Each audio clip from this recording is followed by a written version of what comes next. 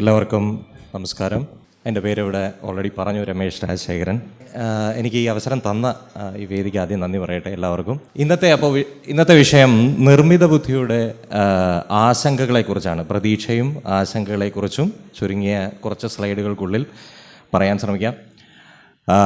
അപ്പോൾ നമുക്കൊരു science class കഴിഞ്ഞിട്ടിരിക്കുകയാണ്, റെവല്യൂഷൻ്റെ. ഇപ്പോൾ തൽക്കാലം ഒരു സാങ്കേതിക വിദ്യയുടെ ഒരു ക്ലാസ്സും കൂടെ ആവാം. പിന്നെ നിർമ്മിത ബുദ്ധി ഈ ഒരു അടുത്ത കുറച്ച് വർഷങ്ങളായിട്ട് എല്ലായിടത്തും ഉയർന്നു കേൾക്കുന്ന ഒന്നാണ്. നിങ്ങൾക്ക് പരിചയമില്ലാത്തൊരു കാര്യമല്ല. എങ്കിലും ഇതിൻ്റെ അല്പം ഡീറ്റെയിൽസും ഇത് ഉയർത്തുന്ന ചില ആശങ്കകളെക്കുറിച്ചും കൂടുതലായിട്ട് സംസാരിക്കാമെന്നാണെന്ന് വിചാരിക്കുന്നത്. അപ്പോൾ നമുക്ക് അധികം സമയം കളയാതെ തുടങ്ങാം. ആദ്യത്തെ സ്ലൈഡ് എന്താണ് നിർമ്മിത ബുദ്ധി എന്നുള്ള ചോദ്യത്തിൽ തന്നെ തുടങ്ങാം. ഈ ആർട്ടിഫിഷ്യൽ ഇൻ്റലിജൻസ് കുറേ നാളായിട്ട് നമ്മൾ കേൾക്കുന്നുണ്ടെങ്കിലും അതിൻ്റെ ഒരു ഫലപ്രാപ്തി നമ്മുടെ കയ്യിലേക്ക് ആർട്ടിഫിഷ്യൽ ഇൻ്റലിജൻസിൻ്റെ ഗുണങ്ങൾ വന്നു തുടങ്ങിയത് കുറച്ച് വർഷങ്ങളെ ആയിട്ടുള്ളൂ. ഇതിനു മുമ്പ് തൊട്ട് കമ്പ്യൂട്ടറുകൾ ഉണ്ടാകുമെന്ന് നമുക്കറിയാം. കമ്പ്യൂട്ടറുകൾ വളരെ വർഷങ്ങൾക്ക് മുമ്പ് കണ്ടുപിടിച്ചതാണ്. പക്ഷേ ആ കമ്പ്യൂട്ടറുകളല്ല, അതിൻ്റെ കഴിവുകളല്ല ഇപ്പോൾ ഉള്ള കമ്പ്യൂട്ടറുകൾക്കുള്ളത്. അപ്പോൾ എന്താണ് പഴയ കമ്പ്യൂട്ടറും ഇപ്പോൾ വന്നിരിക്കുന്ന ഈ ആർട്ടിഫിഷ്യൽ ഇൻ്റലിജൻസ് അല്ലെങ്കിൽ നിർമ്മിത ബുദ്ധിയും തമ്മിലുള്ള വ്യത്യാസം? പഴയ കമ്പ്യൂട്ടറുകൾ സത്യത്തിൽ ഒരു വർഷങ്ങൾക്ക് മുമ്പ് പഴക്കമുള്ള ആ ചിത്രത്തിൽ കാണിച്ചിരിക്കുന്ന പോലോ അതിലും മുമ്പുള്ള കമ്പ്യൂട്ടറിൽ എടുത്താലോ ആ കമ്പ്യൂട്ടറുകൾക്കെല്ലാം അത് സാധാരണഗതിയിൽ പ്രവർത്തിക്കുന്നത് നിർദ്ദിഷ്ടമായിട്ടുള്ള ഒരു നിർദ്ദേശങ്ങൾ അനുസരിച്ച് മാത്രമാണ്. അതായത് അതിനൊരു പ്രോഗ്രാം എന്ന് പറയും. എന്ന് വെച്ച് കഴിഞ്ഞാൽ നിങ്ങളുടെ ഓഫീസിലൊരു ബില്ലിംഗ് മെഷീൻ ആവശ്യമുണ്ട്. അവിടുത്തെ എല്ലാ ബില്ലുകളും എല്ലാ കാര്യങ്ങളും കാൽക്കുലേറ്റ് ചെയ്യാനും പ്രിൻ്റ് ചെയ്യാനും. അപ്പോൾ അതിനുവേണ്ടി നമ്മൾ നേരത്തെ ചെയ്യുന്നത് അതിന് സ്പെഷ്യലൈസ്ഡ് ആയിട്ടുള്ള ഒരു കമ്പ്യൂട്ടറും അതിൽ പ്രത്യേകതകളുള്ള അതിനുവേണ്ടി തന്നെ തയ്യാറാക്കിയ ഒരു പ്രോഗ്രാമുകൾ അതിൽ റൺ ചെയ്യുകയാണ് ചെയ്യുന്നത്. ആ കമ്പ്യൂട്ടർ ഉപയോഗിക്കുന്നിടത്തോളം കാലം, ആ പ്രോഗ്രാം റൺ ചെയ്യുന്നിടത്തോളം കാലം അത് ഒരേ കാര്യം തന്നെ ചെയ്തുകൊണ്ടിരിക്കുന്നു. നിങ്ങൾ ഏൽപ്പിച്ചിരിക്കുന്ന ബില്ലിങ്ങിൻ്റെ ആ ജോലി ചെയ്തുകൊണ്ടേയിരിക്കുന്നു. പക്ഷേ ഈ അടുത്ത ഇടയ്ക്കായിട്ട് വന്നിട്ടുള്ള മാറ്റം എന്ന് പറഞ്ഞാൽ, ഒന്ന് കമ്പ്യൂട്ടറിൻ്റെ ഫണ്ടമെൻ്റലി ഉള്ള അതിൻ്റെ കഴിവുകൾ വികസിച്ചു. അതിനോടൊപ്പം തന്നെ ഈ നിർദ്ദേശങ്ങൾ അല്ലെങ്കിൽ വളരെ ഫണ്ടമെൻ്റലായിട്ടുള്ള ഈ പ്രോഗ്രാമുകളുടെ അതിൻ്റെ ആ രീതി മാറി. അപ്പോൾ ആ പ്രോഗ്രാമുകൾക്ക് പകരമായി ഈ പുതിയ നിർമ്മിത ബുദ്ധിയിൽ പ്രവർത്തിക്കുന്ന കമ്പ്യൂട്ടറുകൾ ആ പ്രോഗ്രാമുകൾക്ക് പകരമായി പ്രോഗ്രാം തന്നെയായ മറ്റൊരു കാര്യമാണ് ഉപയോഗിക്കുന്നത്. അതിനെ അൽഗോരിതം എന്നാണ് വിളിക്കുന്നത്. ഈ അൽഗോരിതവും ഞാൻ നേരത്തെ പറഞ്ഞ നിർദ്ദിഷ്ടമായിട്ടുള്ള നിർദ്ദേശങ്ങളെ പ്രോഗ്രാമുകളും തമ്മിലുള്ള വ്യത്യാസം എന്താണെന്ന് ചോദിച്ചു കഴിഞ്ഞാൽ, ഈ നിർദ്ദേശങ്ങൾ ആദ്യത്തെ ഉള്ള സാധാരണ പ്രോഗ്രാമുകൾ എപ്പോഴും ഞാൻ നേരത്തെ പറഞ്ഞതുപോലെ ഒരേ കാര്യം തന്നെ ചെയ്തുകൊണ്ടിരിക്കത്തുള്ളൂ. ഒരിക്കലും ആ ബില്ലിംഗ് മെഷീനിൽ ഇരിക്കുന്ന ആ പ്രോഗ്രാം നാളെ അത് ബില്ലടിച്ച് നാളെ ക്ലർക്ക് ആവുമെന്നോ അത് കഴിഞ്ഞ് മാനേജർ ആവുമെന്നോ നമുക്ക് പ്രതീക്ഷിക്കാൻ പറ്റത്തില്ല. അല്ലെങ്കിൽ ആ ഒരു കഴിവ് അത് ആർജിക്കുമെന്ന് പ്രതീക്ഷിക്കാൻ പറ്റത്തില്ല. പക്ഷേ അൽഗോരിതം എന്ന് പറയുന്ന പ്രോഗ്രാമുകളുടെ പ്രത്യേകത എന്താണെന്ന് വെച്ചാൽ, അത് ഉപയോഗിക്കും തോറും സ്വയം പരിഷ്കരിക്കാനും സ്വയം പഠിക്കാനും കഴിയുന്നവയാണ്. അതെങ്ങനെയാണ് ആ പ്രോഗ്രാമുകൾക്ക് വന്നത്? അത് നേരത്തെ നമ്മുടെ എവല്യൂഷൻ ക്ലാസ്സിൽ പറഞ്ഞതുപോലെ, നമ്മുടെ ഏറ്റവും കോംപ്ലക്സ് ആയിട്ടുള്ള നമുക്കറിയാവുന്ന മെഷീൻ നമ്മുടെ തലച്ചോറാണ്, നമ്മുടെ ശരീരമാണ്. നമുക്കറിയാം ഒരു കമ്പ്യൂട്ടർ, ആദ്യകാല കമ്പ്യൂട്ടറുകൾക്ക് വളരെ ലിമിറ്റഡ് ആയിട്ടുള്ള ആക്സസ് ആവാനുള്ള ഒരു പ്രധാന കാരണം അതിന് സ്വയം കാര്യങ്ങളെ നിർദ്ധാരണം ചെയ്യാൻ കഴിയില്ലായിരുന്നു. മനുഷ്യൻ എന്നുള്ളതിൽ നമ്മുടെ ഏറ്റവും വലിയ പ്രത്യേകത നമുക്ക് സ്വയം കാര്യങ്ങളെ നിർദ്ധാരണം ചെയ്യാൻ കഴിയും എന്നുള്ളതാണ്. അതിന് നമ്മളെ പ്രാപ്തമാക്കുന്നത് തലച്ചോറിൻ്റെ ഫണ്ടമെൻ്റലിയുള്ള ഘടനയാണ്. നമ്മുടെ തലച്ചോറുകൾ ഉണ്ടാക്കിയിരിക്കുന്നത് ന്യൂറോണുകളുടെ വലിയ സഞ്ചയങ്ങൾ കൊണ്ടാണ്. ഒരു ന്യൂറോൺ അടുത്ത ന്യൂറോണുമായിട്ട് തൊട്ടില്ല എന്നുള്ള നിലയിൽ കണക്റ്റഡ് ആയിരിക്കുന്നു. ഇവർ തമ്മിലുള്ള വിവര കൈമാറ്റത്തിലൂടെയാണ് നമ്മളുടെ ചിന്തകളും അറിവുകളും വലുതാവുന്നത്. അപ്പോൾ നമ്മൾ ഓരോ പുതിയ കാര്യം പഠിക്കുമ്പോഴും ഈ ന്യൂറോണുകൾ മുന്നിൽ നമ്മൾ ആർജിച്ചു വെച്ചിരുന്ന വിവരങ്ങളെ സ്വയം പരിഷ്കരിക്കുകയും ആ പുതിയ അറിവിലേക്ക് നമ്മളെ നയിക്കാനും സഹായിക്കുന്നു ഈ ന്യൂറോണുകൾ. അൽഗോരിതങ്ങൾ അല്ലെങ്കിൽ ആർട്ടിഫിഷ്യൽ ഇൻ്റലിജൻസിൽ ഉപയോഗിക്കുന്ന അൽഗോരിതങ്ങൾ സത്യത്തിൽ ഈ ഒരു മാർഗത്തിനെയാണ് പിന്തുടർന്നത്. അപ്പോൾ പുതിയ പ്രോഗ്രാമുകളിലുള്ള വ്യത്യാസം അത് മുന്നേ പോലെ 1 തൊട്ട് 10 ലൈൻ വരെ നിർദ്ദേശങ്ങൾ എഴുതി വെക്കുകയല്ല, പക്ഷേ ഒരു ന്യൂറൽ നെറ്റ്വർക്കിനെ ആ ഒരു രീതിയിൽ പ്രോഗ്രാം കമ്പ്യൂട്ടറിൽ സ്ഥാപിക്കുകയും അത് നമ്മുടെ തലച്ചോറിലുള്ള ന്യൂറോണുകളുടെ അതേപോലെയുള്ള എന്താ പറയുക കഴിവുകൾ ആർജിക്കാൻ സാധ്യതയുള്ളത്. അതാണ് ന്യൂറൽ നെറ്റ്വർക്ക്. അതാണ് ഈ അൽഗോരിതത്തിൻ്റെ പ്രധാനപ്പെട്ട പ്രത്യേകത. അതുകൊണ്ട് തന്നെയാണ് പുതിയ കമ്പ്യൂട്ടറുകളിൽ നമുക്ക് ആർട്ടിഫിഷ്യൽ ഇൻ്റലിജൻസ് എന്ന് പറയുന്ന ഒരു സാധനം ഉണ്ടാക്കാൻ പറ്റും. ഇതുവരെയുള്ള കമ്പ്യൂട്ടറുകളിൽ ഇൻ്റലിജൻസ് എന്ന് നമുക്ക് പറയാൻ പറ്റില്ല. ഇപ്പോഴുള്ള കമ്പ്യൂട്ടറുകൾ അത് സാധിക്കാൻ തുടങ്ങിയത്. അതാണ് ഫണ്ടമെൻ്റലി ഉള്ള വ്യത്യാസം. അപ്പോൾ മറ്റൊരു ചോദ്യം ഈ എവിടെയായി ഇപ്പോഴെല്ലാവരും ചോദിക്കുന്നു, ഈ ആർട്ടിഫിഷ്യൽ ഇൻ്റലിജൻസ് എന്നുള്ള ഒരു വാക്ക് പണ്ട് സിനിമയിലൊക്കെ വരുമ്പോൾ തന്നെ, അല്ല അതിന് മുമ്പ് തന്നെ ആർട്ടിഫിഷ്യൽ ഇൻ്റലിജൻസ് എന്ന് പറഞ്ഞു കഴിഞ്ഞാൽ എന്തോ ഒരു വലിയൊരു ഭൂതമാണെന്നോ അല്ലെങ്കിൽ ലോകം മുഴുവൻ കീഴടക്കാൻ മറ്റേ ടെർമിനേറ്റർ സിനിമകളിലൊക്കെ വരുന്ന പോലെ റോബോട്ടായി വരുന്നു, അങ്ങനെയൊക്കെയുള്ള പല ചിന്താഗതികളും ഉണ്ട്. ആശങ്കകൾക്കിടയിൽ അതിനെക്കുറിച്ചും ചർച്ച ചെയ്യാം. പക്ഷേ ഇപ്പോൾ ഇത് എവിടെ എത്തി നിൽക്കുന്നു എന്ന് ചോദിച്ചു കഴിഞ്ഞാൽ ആർട്ടിഫിഷ്യൽ ഇൻ്റലിജൻസിൻ്റെ ഇപ്പോഴത്തെ സ്ഥിതി അത് വളരെ ചെറിയ ആപ്ലിക്കേഷന് വേണ്ടി മാത്രം ഉപയോഗിക്കുന്ന രീതിയിലാണ്. ആർട്ടിഫിഷ്യൽ നാരോ ഇൻ്റലിജൻസ് എന്ന് നമ്മൾ ആർട്ടിഫിഷ്യൽ ഇൻ്റലിജൻസിനെ വേണമെങ്കിൽ മൂന്നായിട്ട് നമുക്ക് തരം തിരിച്ചു കഴിഞ്ഞാൽ narrow intelligence, general intelligence, super intelligence എന്ന് വേണമെങ്കിൽ നമ്മൾ പറയാം. നാരോ ഇൻ്റലിജൻസ് എന്ന് പറഞ്ഞാൽ ഒരു പ്രത്യേകതര ആപ്ലിക്കേഷന് വേണ്ടി മാത്രം ട്രെയിൻ ചെയ്തെടുത്ത അൽഗോരിതങ്ങൾ. ഏറ്റവും വലിയ ഉദാഹരണം നിങ്ങളുടെയൊക്കെ കയ്യിലിരിക്കുന്ന ChatGPT, ജെമിനി അങ്ങനെയുള്ള കാര്യം. അതിനെ ലാംഗ്വേജ് ലേണിംഗ് മോഡൽ LLMs എന്നാണ് വിളിക്കുന്നത്. നിങ്ങൾ ഒരു മനുഷ്യൻ സംസാരിക്കുന്ന വാക്കുകളെ അർത്ഥവ്യാകരണങ്ങളിലൂടെ പിടിച്ചെടുത്ത് അതിന് കൃത്യമായ ഉത്തരം നൽകാൻ കഴിയുന്ന രീതിയിൽ അതിനെ പ്രാപ്തമാക്കിയിട്ടുള്ളത്. അതൊരു നാരോ ഇൻ്റലിജൻസ് ആണ്. അതേപോലെ തന്നെ പലതരത്തിലുള്ള ആപ്ലിക്കേഷൻസ് നമുക്ക് അല്ലാതെ അറിയാം. ഉദാഹരണത്തിന് നിങ്ങളുടെ ഫോണിലെ ഫേസ് റെക്കഗ്നീഷൻ, നിങ്ങളുടെ മുഖം തിരിച്ചറിഞ്ഞ് ഫോൺ അൺലോക്ക് ചെയ്യുന്നു. അതേപോലെ തന്നെ യൂട്യൂബിലും മറ്റും നിങ്ങളുടെ താല്പര്യത്തിനനുസരിച്ചുള്ള, നിങ്ങളൊരു വീഡിയോ കണ്ടു തുടങ്ങിയാൽ ആ താല്പര്യത്തിനനുസരിച്ചുള്ള സജഷൻസ് കൊണ്ടുതരുന്ന തരത്തിലും ഇപ്പോൾ പ്രവർത്തിക്കാൻ തുടങ്ങി. അതെല്ലാം നാരോ ഇൻ്റലിജൻസിൻ്റെ ഒരു ഉദാഹരണങ്ങൾ. അപ്പോൾ ഇപ്പോഴത്തെ ആർട്ടിഫിഷ്യൽ ഇൻ്റലിജൻസിൻ്റെ നമ്മൾ ഉപയോഗിച്ചുകൊണ്ടിരിക്കുന്ന വേർഷൻ നാരോയാണ്, നാരോ ഇൻ്റലിജൻസ് ഡെവലപ്മെൻ്റ് ആണ്. ഇനി വരാൻ പോകുന്നത് ജനറൽ ഇൻ്റലിജൻസ് എന്ന് പറയുന്ന ഒരു സാങ്കേതിക വിദ്യയാണ്. അപ്പോൾ എന്താണ് ഈ നാരോയിൽ നിന്ന് ജനറലിലോട്ടുള്ള ദൂരം എന്ന് ചോദിച്ചാൽ, ഇപ്പോൾ ഒരു ചെറിയ കാര്യം ചെയ്യാനാണെങ്കിൽ ജനറൽ ഇൻ്റലിജൻസ് എന്ന തരത്തിൽ സാങ്കേതികത വളർന്നു കഴിയുമ്പോൾ ഒരുപക്ഷെ ഈ ലോകത്തുള്ള എല്ലാ മനുഷ്യരെക്കാളും അല്ലെ മനുഷ്യരോടൊപ്പം തന്നെ അല്ല ഒരു മനുഷ്യന് തത്തുല്യമായ ഇൻ്റലിജൻസ് പ്രകടിപ്പിക്കുന്ന ഒരു കമ്പ്യൂട്ടറിനെ അല്ലെങ്കിൽ അത്തരത്തിൽ നമ്മൾ എത്തിക്കഴിയുമ്പോഴാണ് അതിനെ ജനറൽ ഇൻ്റലിജൻസ് എന്ന് പറയുക. എന്ന് വെച്ച് കഴിഞ്ഞാൽ ഇപ്പോഴുള്ള നാരോ ഇൻ്റലിജൻസ് ChatGPTക്ക് അറിയില്ല, എന്താ പറയുക, അതിനെ പറഞ്ഞു കൊടുക്കാതെ അറിയില്ല, അതിന് ചിലപ്പോൾ ഇവിടുത്തെ രാഷ്ട്രീയ സാഹചര്യങ്ങളോ സാമൂഹിക വശങ്ങളോ ഒന്നും നാരോ ഇൻ്റലിജൻസ് ഈ ആർട്ടിഫിഷ്യൽ ഇൻ്റലിജൻസ് പഠിക്കാൻ പറ്റില്ല. പക്ഷേ ഒരു ജനറൽ ഇൻ്റലിജൻസ് വരുമ്പോൾ നമ്മുടെ മനുഷ്യരെ പോലെ പല കാര്യങ്ങൾ ഒരുമിച്ച് വിശദീകരിച്ച് വിശകലനം ചെയ്ത് ഉത്തരങ്ങളിലേക്ക് എത്തിക്കാനുള്ള കഴിവുണ്ടാവും എന്നാണ് പ്രതീക്ഷിക്കുന്നത്. അവിടെ തൊട്ടാണ് നമ്മുടെ ആശങ്കകൾ കൂടുതൽ തുടങ്ങുന്നത്. ഇനി അതിൻ്റെ അടുത്ത പടിയാണ് സൂപ്പർ ഇൻ്റലിജൻസ്. സൂപ്പർ ഇൻ്റലിജൻസ് എന്ന് പറഞ്ഞാൽ അങ്ങനെ ഒരു ആർട്ടിഫിഷ്യൽ ഇൻ്റലിജൻസിൻ്റെ സംവിധാനം ഉണ്ടായി കഴിഞ്ഞാൽ ഒരുപക്ഷെ ലോകത്തിലുള്ള എല്ലാ മനുഷ്യരുടെ മൊത്തം ബുദ്ധിശക്തികൾ ഒരുമിച്ച് വെച്ചാൽ പോലും അതിനേക്കാളും ഒരു പടി മുന്നിൽ നിൽക്കുന്ന ഇൻ്റലിജൻസ് ആയിരിക്കും സൂപ്പർ ഇൻ്റലിജൻസ് എന്ന് പറയുന്നത്. ഇതൊക്കെ ഒരു ഫാൻറ്റസി സിനിമ കാണുന്നത് പോലെ അല്ലെങ്കിൽ അത് കേൾക്കുന്നത് പോലെ തോന്നാം. പക്ഷേ ഇതൊക്കെ വളരെയധികം സാധ്യമായ കാര്യങ്ങളാണ്. കാരണം നമ്മുടെ പുരോഗമനം, നമ്മുടെ ശാസ്ത്രം എങ്ങോട്ടാണ് വികസിച്ചുകൊണ്ട് പോകുന്നത്, അതിൻ്റെ ലീനിയാരിറ്റി നോക്കിയാൽ അല്ലെ അതിൻ്റെ എക്സ്പൊണൻഷ്യാലിറ്റി നോക്കിയാൽ നമുക്കറിയാം ഇത് സാധ്യമാണെന്നും ഇത് എപ്പോൾ സാധ്യമാണ് എന്നുള്ള കാര്യത്തിൽ മാത്രമേ ഒരു ചോദ്യമുള്ളൂ. ചുരുക്കത്തിൽ എന്താണ് നിർമ്മിത ബുദ്ധി എന്ന് ചോദിച്ചാൽ, മനുഷ്യൻ്റെ ബുദ്ധി ആവശ്യമുള്ള ജോലികൾ ചെയ്യാൻ കമ്പ്യൂട്ടറുകളെ പരുവപ്പെടുത്തിയെടുക്കുന്ന അല്ലെങ്കിൽ അതിനെ പരിശീലിപ്പിച്ചെടുക്കുന്ന രീതിയാണ് വളരെ സിമ്പിളായി നിർമ്മിത ബുദ്ധി എന്ന് പറയുന്നത്. ഇനി എന്തുകൊണ്ടാണ് ഈ നിർമ്മിത ബുദ്ധിക്ക് ഇത്രയും ശക്തി അല്ലെങ്കിൽ ഇത്രയും ബുദ്ധി എങ്ങനെയാണ് വന്നത്? ഇപ്പോൾ നിങ്ങളുടെ പരിചയത്തിലുള്ള അല്ലെങ്കിൽ നമുക്കറിയാവുന്ന ഏറ്റവും ബുദ്ധിയുള്ള ഒരു മനുഷ്യനെ എടുത്താലും അയാൾക്ക് പൊതുവായുള്ളൊരു വിദ്യാഭ്യാസം, അതായത് ബുദ്ധിയുള്ള മനുഷ്യൻ എന്ന് പറഞ്ഞാൽ അതായത് നല്ലൊരു തലച്ചോറുള്ള അല്ലെങ്കിൽ പാരമ്പര്യമായിട്ട് നല്ല ബുദ്ധിയുള്ള ഒരു പാരമ്പര്യത്തിലെ ഒരു കുട്ടിയാണെന്ന് വെച്ചാൽ അയൽസിൻ്റെ കുട്ടിയാണെന്ന് വെച്ചു. അപ്പോൾ ഫണ്ടമെൻ്റലി നല്ലൊരു തലച്ചോറ് ഉണ്ടാവുമല്ലോ. പക്ഷേ ഈ ഐൻസ്റ്റീൻ്റെ കുട്ടിയോ നിങ്ങളൊരു ഔപചാരിക വിദ്യാഭ്യാസം പോലും ഇല്ലാതെ യാതൊന്നും പഠിപ്പിക്കാതെ വളർത്തുകയാണെങ്കിൽ ആ കുട്ടി വെറും ഒരു സാധാരണ വിദ്യാഭ്യാസം ഇല്ലാത്തൊരു കുട്ടിയായി മാറാനേ സാധ്യതയുള്ളൂ. അപ്പോൾ ഈ ബുദ്ധി വിവരം എന്ന് പറയുന്നത്, അല്ലെങ്കിൽ ഈ നിങ്ങളുടെ ബുദ്ധി എന്ന് പറയുന്നത് നിങ്ങളുടെ തലച്ചോറ് മാത്രമല്ല, ആ തലച്ചോറിൽ സൂക്ഷിച്ചിരിക്കുന്ന വിവരങ്ങളാണ് ശരിക്കും നിങ്ങളുടെ ബുദ്ധി. തലച്ചോറ് നിങ്ങളെ അതിനെ പ്രാപ്തമാക്കുന്നു എന്ന് മാത്രമേ ഉള്ളൂ.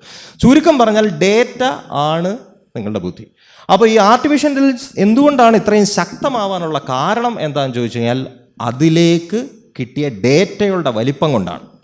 അപ്പോൾ വേറൊരു ചോദ്യം വേണമെങ്കിൽ നമുക്ക് ചോദിക്കാം. ഒരു 10 വർഷം മുന്നേ ആയിരുന്നു ഈ ആർട്ടിഫിഷ്യൽ ഇൻ്റലിജൻസിൻ്റെ ഈ പുതിയ കണ്ടുപിടുത്തങ്ങൾ വന്നതെന്ന് വിചാരിക്കുക. ഇപ്പോൾ ഉള്ളതിന് പകരം കുറച്ച് വർഷങ്ങൾക്ക് മുമ്പ്.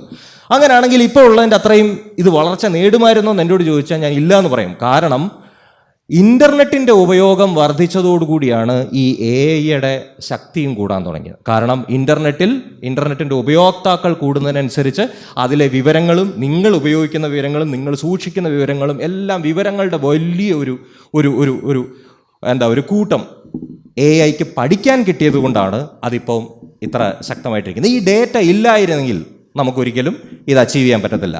അതുകൊണ്ട് തന്നെ നിങ്ങൾ മനസ്സിലാക്കണം, AI-യുടെ ഏറ്റവും പ്രധാനപ്പെട്ട കാര്യം അതിൻ്റെ ഡേറ്റയാണ്. രണ്ടാമത്തെ കാര്യമാണ് പവർ. അതായത് നിങ്ങൾക്ക് വിവരങ്ങൾ മാത്രം പോരാ, അത് പ്രോസസ്സ് ചെയ്യാൻ ശക്തമായ ഒരു തലച്ചോറും കൂടെ വേണം. അപ്പോൾ ആ തലച്ചോറാണ് കമ്പ്യൂട്ടറുകൾക്കുള്ളിലിരിക്കുന്ന ചിപ്പുകൾ. ഈ ചിപ്പുകൾ മുൻപൊക്കെ കൺവെൻഷണലായിട്ടുള്ള സാധാരണ കമ്പ്യൂട്ടറുകളിൽ നമ്മൾ പ്രൊസസ്സർ എന്നൊക്കെ പറയുന്ന ഇൻ്റലിൻ്റെയും അങ്ങനെയുള്ള പ്രൊസസ്സർ ഉപയോഗിച്ചുകൊണ്ടായിരുന്നു ചെയ്തുകൊണ്ടിരുന്നത്. ഏതാനും വർഷങ്ങൾക്ക് മുമ്പ് ഈ AI-യുടെ കുതിച്ചാട്ടത്തിന് തൊട്ട് മുമ്പ് ആക്സിഡൻ്റലായിട്ട് കണ്ടുപിടിച്ചൊരു കാര്യമാണ്. പണ്ട് തൊട്ടേ കമ്പ്യൂട്ടറുകളിൽ ഈ മെയിൻ പ്രൊസസ്സറിൻ്റെ കൂടെ ഉപയോഗിച്ചിരുന്ന ഈ കുട്ടികൾക്കൊക്കെ അറിയായിരിക്കും, അല്ലെങ്കിൽ ഇപ്പോൾ ഒരു 10, 35, 40 വയസ്സുള്ളവർക്കൊക്കെ അറിയായിരിക്കും, കമ്പ്യൂട്ടറൊക്കെ അസംബിൾ ചെയ്യുന്ന സമയത്ത് നമ്മളൊരു ഗ്രാഫിക്സ് കാർഡ് വെക്കും. ഗെയിമുകളൊക്കെ കളിക്കാൻ വേണ്ടി, നല്ല ചിത്രങ്ങളൊക്കെ വരാൻ വേണ്ടി ഒരു കാർഡ് വെക്കുമായിരുന്നു, ഗ്രാഫിക്സ് കാർഡ്, GPU എന്നാണ് അതിന് പറയാം. ഒരു ബിരുദൻ ഈ GPU ഉപയോഗിച്ച് കഴിഞ്ഞാൽ ഈ ആർട്ടിഫിഷ്യൽ ഇൻ്റലിജൻസിൻ്റെ പ്രവർത്തനങ്ങളെ വേഗത്തിലാക്കാം, അല്ലെങ്കിൽ അതിന് പെട്ടെന്ന് കാര്യങ്ങൾ പഠിക്കാൻ കഴിയും എന്ന് കണ്ടെത്തിയതിനെ തുടർന്നാണ് GPU അല്ലെങ്കിൽ അത്തരത്തിലുള്ള ചിപ്പുകൾ, വളരെ ശക്തമായിട്ടുള്ള പ്രോസസ്സിംഗ് ചിപ്പുകൾ ഈ ആർട്ടിഫിഷ്യൽ ഇൻ്റലിജൻസിൻ്റെ ഇതിലോട്ടുണ്ട്. അപ്പോൾ ഇങ്ങനെ ഇത് രണ്ടും കൂടെ ചേർന്നിട്ടാണ് ആർട്ടിഫിഷ്യൽ ഇൻ്റലിജൻസിനെ ഇപ്പോൾ നമ്മൾ കണ്ടുകൊണ്ടിരിക്കുന്നതും ഇനി മുന്നോട്ടുള്ള രീതിയിൽ വികസിക്കാനുമുള്ള അവസരങ്ങൾ കൊണ്ടുകൊടുത്തത്. അപ്പോൾ ഈ ഗ്രാഫിക്സിൻ്റെ ഇത് പറഞ്ഞപ്പോഴാണ് NVIDIA എന്നുള്ള കമ്പനികളെക്കുറിച്ച് നിങ്ങൾ കേട്ടിട്ടുണ്ടോ എന്ന് എനിക്കറിയത്തില്ല എത്ര പേർക്ക്. NVIDIA എന്നുള്ള ഒരു അമേരിക്കൻ കമ്പനിയാണ്. കഴിഞ്ഞ ഒരു 5-6 കൊല്ലത്തിൽ അവരുടെ ആസ്തി ഏകദേശം ഒരു 3 ട്രില്യനൊക്കെ കഴിഞ്ഞു. അതായത് കണ്ണ് തള്ളിപ്പോകുന്ന രീതിയിലാണ് NVIDIAയുടെ വളർച്ച ഉണ്ടായത്. എൻ്റെ സുഹൃത്തുക്കളൊക്കെ വർക്ക് ചെയ്യുന്ന ബാംഗ്ലൂർ ആസ്ഥാനമൊക്കെ ഉള്ള കമ്പനിയാണ്. അപ്പോൾ അവർ ശരിക്കും വളരെ സൈലൻ്റായി ഇതുപോലെ ഗെയിം കളിക്കാനുള്ള ചിപ്പ് മാത്രം ഉണ്ടാക്കിക്കൊണ്ടിരുന്ന ഒരു കമ്പനിയാണ്. വളരെ പെട്ടെന്നാണ് അവർക്കൊരു ജാക്ക് പോട്ട് ഇങ്ങനെ അടിക്കുന്നത്. അപ്പോൾ NVIDIA പോലുള്ള NVIDIAയുടെ ഗ്രാഫിക്സ് പ്രൊസസ്സർ വന്നതോടുകൂടി ഇതിൻ്റെ ശക്തികൾ 10 മടങ്ങ് വർദ്ധിക്കാൻ തുടങ്ങി. അതിനോടൊപ്പം തന്നെ ഈ അൽഗോരിതം, പ്രോഗ്രാമിന് പകരമായിട്ടുള്ള അൽഗോരിതത്തിൻ്റെ ഉപയോഗവും ഈ ഡേറ്റകളെയെല്ലാം പരിശീലിപ്പിക്കാൻ കഴിയുന്ന, അപ്പോൾ ഉദാഹരണത്തിന് നിങ്ങൾ മെഷീൻ ലേണിംഗ് എന്ന വാക്കുകൾ കേട്ടിട്ടുണ്ടാവാം. എന്താണ് ഈ മെഷീൻ ലേണിംഗ്? അപ്പോൾ ഇത്തരം ഡേറ്റകൾ മാത്രം ഉണ്ടായപ്പോയാൽ ഈ കമ്പ്യൂട്ടറിന് ഇത് കൃത്യമായി മനസ്സിലാക്കി പഠിക്കാനും കഴിയണം. അപ്പോൾ അതിനെ ആണ് മെഷീൻ ലേണിംഗ് എന്ന് പറയുന്നത്. മെഷീൻ ലേണിംഗ് ആ വാക്കിൽ തന്നെ എൻ്റെ ഉത്തരവുണ്ടെങ്കിലും എൻ്റെ അർത്ഥം ഉണ്ടെങ്കിലും മെഷീൻ ലേണിംഗിൽ എന്താണ് ചെയ്യുന്നത് വെച്ചാൽ നമ്മുടെ ഇത് ട്രെയിൻ ചെയ്യാനുള്ള, അല്ലെങ്കിൽ ഇത്തരത്തിൽ ആർട്ടിഫിഷ്യൽ ഇൻ്റലിജൻസ് പഠിപ്പിക്കാനുള്ള ഒരു കമ്പ്യൂട്ടറിൻ്റെ മുന്നിലേക്ക് കുറേ ഡേറ്റകൾ കൊടുക്കുമ്പോൾ ഈ ഡേറ്റകളിൽ നിന്ന് കൃത്യമായി അതൊരു പാറ്റേൺ പഠിച്ചെടുക്കും. അതാണ് ഈ മെഷീൻ ലേണിംഗ് എന്ന് പറയുക. നിങ്ങൾ ഈ പറഞ്ഞതുപോലെ ഒരു 10,000 നായകളുടെയോ അല്ലെങ്കിൽ 10,000 പൂച്ചകളുടെയോ അല്ലെങ്കിൽ പലതരത്തിലുള്ള മനുഷ്യരുടെ ഡേറ്റ കൊടുത്തു കഴിഞ്ഞാൽ ഈ കമ്പ്യൂട്ടർ ഒന്നൊന്നായിട്ട് ഇത് പഠിച്ചിട്ട് ഇവരെ എങ്ങനെ, അല്ലെങ്കിൽ പട്ടിയെയും പൂച്ചയെയും എങ്ങനെ വേർതിരിച്ചറിയാം, മനുഷ്യനെയും പട്ടിയെയും എങ്ങനെ വേർതിരിച്ചറിയാം, അങ്ങനെയുള്ള ഈ ഡേറ്റകൾ തമ്മിലുള്ള ഡിഫറൻസിന് അതിന് മാത്രം അറിയാവുന്ന രീതിയിൽ ചില വർഗീകരണങ്ങളും പാറ്റേണുകളും ഉണ്ടാക്കുകയാണ് ചെയ്യുന്നത്. അത് ശരിക്കും മനുഷ്യരും അങ്ങനെ തന്നെയാണ് പഠിക്കുന്നത്. ഇപ്പം നമ്മളിപ്പോൾ ഈ പ്രസൻറ്റേഷൻ ഇത്രയും പേര് കേട്ടുകൊണ്ടിരിക്കുകയാണെങ്കിലും ഈ പ്രസൻറ്റേഷൻ കഴിഞ്ഞിട്ട് ഇതിനെക്കുറിച്ചുള്ളൊരു സംഗ്രഹം ചോദിച്ചാൽ ഓരോരുത്തരും പല വ്യത്യസ്ത രീതിയിലായിരിക്കും അത് പറയുന്നത്. കാരണം ഓരോരുത്തരും മനസ്സിലാക്കുന്നതും രജിസ്റ്റർ ചെയ്യുന്നതും ഓരോ വ്യക്തികളും വ്യത്യസ്തമായിട്ടാണ്. അതുപോലെ തന്നെയാണ് ആർട്ടിഫിഷ്യൽ ഇൻ്റലിജൻസും. മനുഷ്യൻ്റെ തലച്ചോറ് പ്രവർത്തിക്കുന്ന അതേപോലെ തന്നെയാണ്. അപ്പോൾ ഇത് പാറ്റേണുകളാണ് യഥാർത്ഥത്തിൽ കണ്ടെത്തുക. അപ്പോൾ ഇത് പഠിക്കാനുള്ള ഡേറ്റകൾ എവിടുന്ന് വന്നു എന്ന് ഞാൻ നേരത്തെ പറഞ്ഞു. ഇൻ്റർനെറ്റിൻ്റെ വളർച്ചയോടുകൂടി ഇത്തരം ഡേറ്റകൾ AI-ക്ക് അവൈലബിളായി. ഈ ഡേറ്റയെ നിരന്തരമായി പഠിച്ച് പാറ്റേണുകൾ മനസ്സിലാക്കി AI അതിൻ്റെ ശക്തി വളർത്തിക്കൊണ്ടേയിരിക്കുന്നു. അടുത്തത്, എന്നിരുന്നാലും എങ്ങനെയാണ് ഈ ടെക്നോളജി ഇങ്ങനെ ത്വരിതഗതിയിൽ വളരുന്നത്? എന്താണ് അതിൻ്റെ കാരണം? അതിനൊരു കാരണമുണ്ട്. അത് വളരെ സ്വാഭാവികമായിട്ടുള്ള കാരണമാണ്. അത് പറഞ്ഞാൽ അത് മനസ്സിലാവും. പക്ഷേ ഇതിനകത്ത് ഞാനൊരു പോസിറ്റീവ് ഫീഡ്ബാക്ക് ലൂപ്പ് എന്ന സ്ലൈഡിൽ എഴുതിയിട്ടുണ്ട്. ഇത് റേ കുഴ്സ്വെൽ എന്ന ഒരു ശാസ്ത്രജ്ഞൻ മുന്നോട്ട് വെച്ച ഒരാശയമാണ്.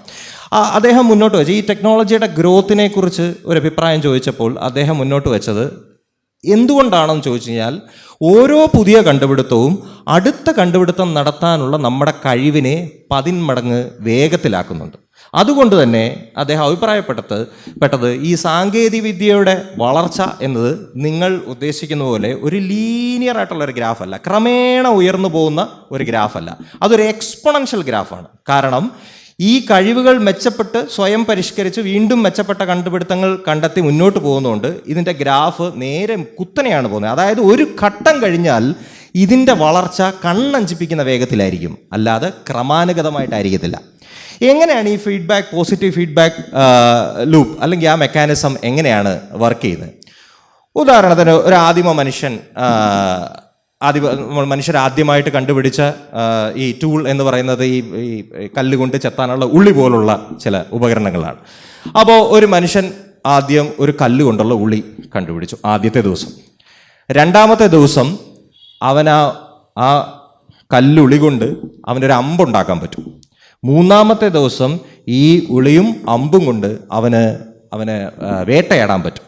അപ്പോൾ ഈ ഓരോ ഉപകരണങ്ങൾ കണ്ടുപിടിക്കുന്നതിനനുസരിച്ച് മുന്നോട്ടുള്ള അവൻ്റെ ആ കണ്ടുപിടുത്തത്തിനുള്ള ആ ഊർജവും അതിൻ്റെ സാഹചര്യവും കൂടിക്കൊണ്ടിരിക്കും. സ്വാഭാവികമായിട്ടും കുറച്ച് കഴിയുമ്പോൾ അവന് കൃഷി ഉണ്ടാവാം, ആ കൃഷി മൊത്തത്തിൽ മനുഷ്യരെ സഹായിച്ചിട്ടുണ്ടാവാം. അവൻ വീല് കണ്ടുപിടിക്കുന്നു, ചക്രങ്ങൾ കണ്ടുപിടിക്കുന്നു, ആ ചക്രങ്ങളിൽ നിന്ന് വാഹനങ്ങൾ കണ്ടുപിടിക്കുന്നു. അങ്ങനെ മുന്നേ ഉള്ള ഓരോ കണ്ടുപിടുത്തങ്ങളും അടുത്ത കണ്ടുപിടുത്തങ്ങൾക്ക് സഹായകമാകുന്ന ആ ഒരു രീതിക്കാണ് പോസിറ്റീവ് ഫീഡ്ബാക്ക് ലൂപ്പ് എന്ന് അദ്ദേഹം പറയുന്നത്. അപ്പോൾ അതാണ് ഇതിൻ്റെ ഈ ടെക്നോളജിയുടെ ത്വരിത രീതിയിലുള്ള വളർച്ചയുടെ പ്രധാന കാരണം ഇത്തരത്തിലുള്ള പോസിറ്റീവ് ഫീഡ്ബാക്ക് ലൂപ്പുകളാണ്. ഇനി നമുക്ക് ഏകദേശം ഇതിൻ്റെ ഒരു കാര്യം മനസ്സിലായിട്ടുണ്ട് എന്ന് നാം വിചാരിക്കുന്നു. ഇനി നമുക്ക് വിഷയത്തിൻ്റെ പ്രധാന കാര്യമായ ഈ ആർട്ടിഫിഷ്യൽ ഇൻ്റലിജൻസിൻ്റെ ആശങ്കകളെക്കുറിച്ച് സംസാരിക്കാം.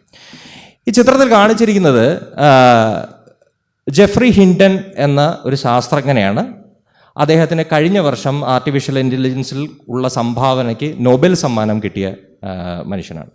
ഇദ്ദേഹം 2024 നൊബേൽ സമ്മാനം കിട്ടിയത്. 2023 വരെ അദ്ദേഹം പലയിടത്ത് ജോലി ചെയ്യുന്നുണ്ടെങ്കിലും ഗൂഗിൾ എന്ന് പറയുന്ന പ്രധാനപ്പെട്ട ടെക് ടീമിൻ്റെ വലിയ ഉയർന്ന നിലയിലുള്ള ഒരു സയൻറ്റിസ്റ്റ് തസ്തിക വർക്ക് ചെയ്തുകൊണ്ടിരുന്ന ആളാണ്. അദ്ദേഹം 2023 ജോലി രാജിവെച്ചിട്ട് അദ്ദേഹം പറഞ്ഞത്, ഇനി ആ തസ്തികയിൽ ഇരുന്നു കൊണ്ട് എനിക്ക് മുന്നോട്ട് പോയാൽ എനിക്ക് പറയേണ്ട കാര്യങ്ങൾ ചിലപ്പോൾ സമൂഹത്തിനോട് പറയാൻ പറ്റുമായിരിക്കില്ല. കാരണം ഈ ജോലിയുടെ ഇത്തരത്തിലുള്ള ഒരു കമ്പനിയുടെ കൂടെ നിൽക്കുന്നതിൽ ഉത്തരവാദിത്വം അദ്ദേഹം ആ ഒരു കാരണം കൂടെ പറഞ്ഞുകൊണ്ടാണ് അദ്ദേഹം ആ ജോലിയിൽ നിന്ന് രാജിവെച്ചത്. അന്ന് മുതൽ ജെഫ്രി ഹിൻഡൻ ആർട്ടിഫിഷ്യൽ ഇൻ്റലിജൻസിൻ്റെ ഇത്തരത്തിലുള്ള പ്രശ്നങ്ങളെക്കുറിച്ച് ജനങ്ങളെ ബോധവൽക്കരിക്കാൻ ധാരാളം ടോക്കുകൾ നടത്തിയിട്ടുണ്ട്. അദ്ദേഹത്തിൻ്റെ പ്രധാനപ്പെട്ട ചില ആശങ്കകളാണ് ഞാൻ 3 പോയിന്റ്സിൽ അവിടെ കൊടുത്തിരിക്കുന്നത്.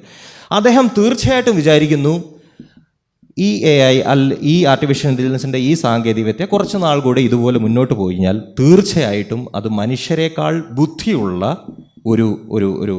ഒരു സിസ്റ്റമായിട്ട് മാറാനുള്ള സാധ്യതയുണ്ട് എന്ന് അദ്ദേഹം തീർച്ചയായിട്ടും വിചാരിക്കുന്നു. അതാണ് അദ്ദേഹത്തിൻ്റെ ഏറ്റവും വലിയ ഭയമെന്ന് കരുതുക. എന്നാൽ ഏറ്റവും ഗുരുതരമായ കാര്യം എന്താണെന്ന് ചോദിച്ചു കഴിഞ്ഞാൽ, ഒരു പക്ഷേ അത്തരത്തിലുള്ള മനുഷ്യരോടൊപ്പമോ അതിനേക്കാളും വലിയ ഇൻ്റലിജൻസോ ഉണ്ടായിക്കഴിഞ്ഞാൽ അതിൻ്റെ നിയന്ത്രണം നമ്മുടെ കയ്യിൽ നിന്ന് പോയാൽ എങ്ങനെയിരിക്കും എന്നുള്ളതാണ്. അപ്പോൾ നിയന്ത്രണം നഷ്ടപ്പെടുക എന്നുള്ളതാണ് അതിനകത്ത് ഏറ്റവും ഗുരുതരമായ കാര്യം.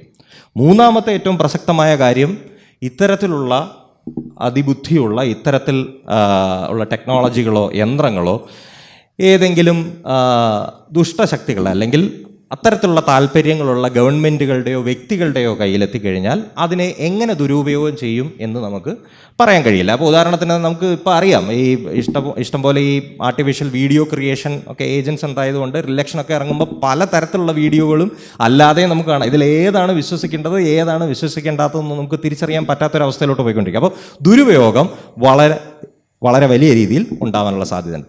അപ്പോൾ ഈ ജെഫ്രി ഹിൻറ്റൻ്റെ ഈ പോയിന്റുകളിൽ നിന്ന് നമുക്ക് കൂടുതൽ യഥാർത്ഥ ആർട്ടിഫിഷ്യൽ ഇൻ്റലിജൻസിൻ്റെ ആശങ്കകളിലേക്ക് കടക്കാം. ഒന്നാമത്തെ, നിങ്ങൾക്ക് എല്ലാവർക്കും അറിയുന്ന ഒരു ആശങ്കയാണ് നമുക്ക് ആർട്ടിഫിഷ്യൽ ഇൻ്റലിജൻസ് കൂടുതലായി വരുമ്പോൾ ഉണ്ടാകുന്ന തൊഴിൽ നഷ്ടങ്ങൾ. ഇത് ആർട്ടിഫിഷ്യൽ ഇൻ്റലിജൻസ് അല്ല, കമ്പ്യൂട്ടർ വരുമ്പോൾ തന്നെ ഈ ഒരു ചീത്തപ്പേരുണ്ട്. കമ്പ്യൂട്ടർ വന്നാൽ തൊഴിൽ നഷ്ടപ്പെടും എന്നുള്ള നിലയിൽ പലതരത്തിലുള്ള സമരങ്ങൾ വരെ നടന്നിട്ടുള്ള നാടാണ്. പക്ഷേ ആർട്ടിഫിഷ്യൽ ഇൻ്റലിജൻസിൻ്റെ കാര്യത്തിൽ അത് കുറച്ചുകൂടെ സീരിയസ് ആണ്. കാരണം ഇത് മനുഷ്യനെ പോലെ ഏകദേശം പ്രവർത്തിക്കാൻ കഴിയുന്ന ഒരു യന്ത്രമായതുകൊണ്ട്. അപ്പോൾ ഇതിലുള്ള ഞാൻ ഉൾപ്പെടുത്തിയിരിക്കുന്ന 4-5 ആശങ്കകൾ അത് എക്കാലത്തെയും ഉള്ള ആശങ്കകളല്ല, ഇപ്പോൾ നമുക്ക് യഥാർത്ഥം എന്ന് ഉറപ്പുള്ള ആശങ്കകൾ മാത്രമേ ഞാനിവിടെ ഉൾപ്പെടുത്തിയിട്ടുള്ളൂ. ഇപ്പോൾ ഈ വിവരങ്ങളെല്ലാം അതനുസരിച്ചുള്ള ന്യൂസ് വെബ്സൈറ്റുകളിൽ നിന്നും ഒക്കെ എടുത്തിട്ടുള്ളതാണ്. അപ്പോൾ 1-2 ഉദാഹരണം പറഞ്ഞ് നമുക്ക് പോവാം. അതായത് ഒരു 2023 സമയത്താണ് ഇതിനെക്കുറിച്ച് ഒരു വൈഡായിട്ടൊരു വാർത്ത വരുന്നത്. ഈ വാർത്ത ഞാൻ അന്ന് വായിച്ചിരുന്നതായിട്ട് എനിക്ക് ഓർമ്മയുണ്ട്. ഗാർഡിയനിൽ ഒരു അനാബൽ ബീൽസ എന്നൊരു 49-കാരി UK ഒരു സ്ത്രീ ഒരു ലേഖനം എഴുതിയിരുന്നു. അതായത് അവർ വളരെ ആഗ്രഹിച്ച് നേടിയ ഒരു ജോലി ഉണ്ടായിരുന്നു. ഒരു സ്ഥാപനത്തിലെ പൂന്തോട്ടത്തിനെക്കുറിച്ചും ചെടികളെക്കുറിച്ചും ഒക്കെ ഒരു റൈറ്റപ്പ് എഴുതുന്ന കണ്ടന്റ് റൈറ്ററായിട്ടുള്ള ജോലി.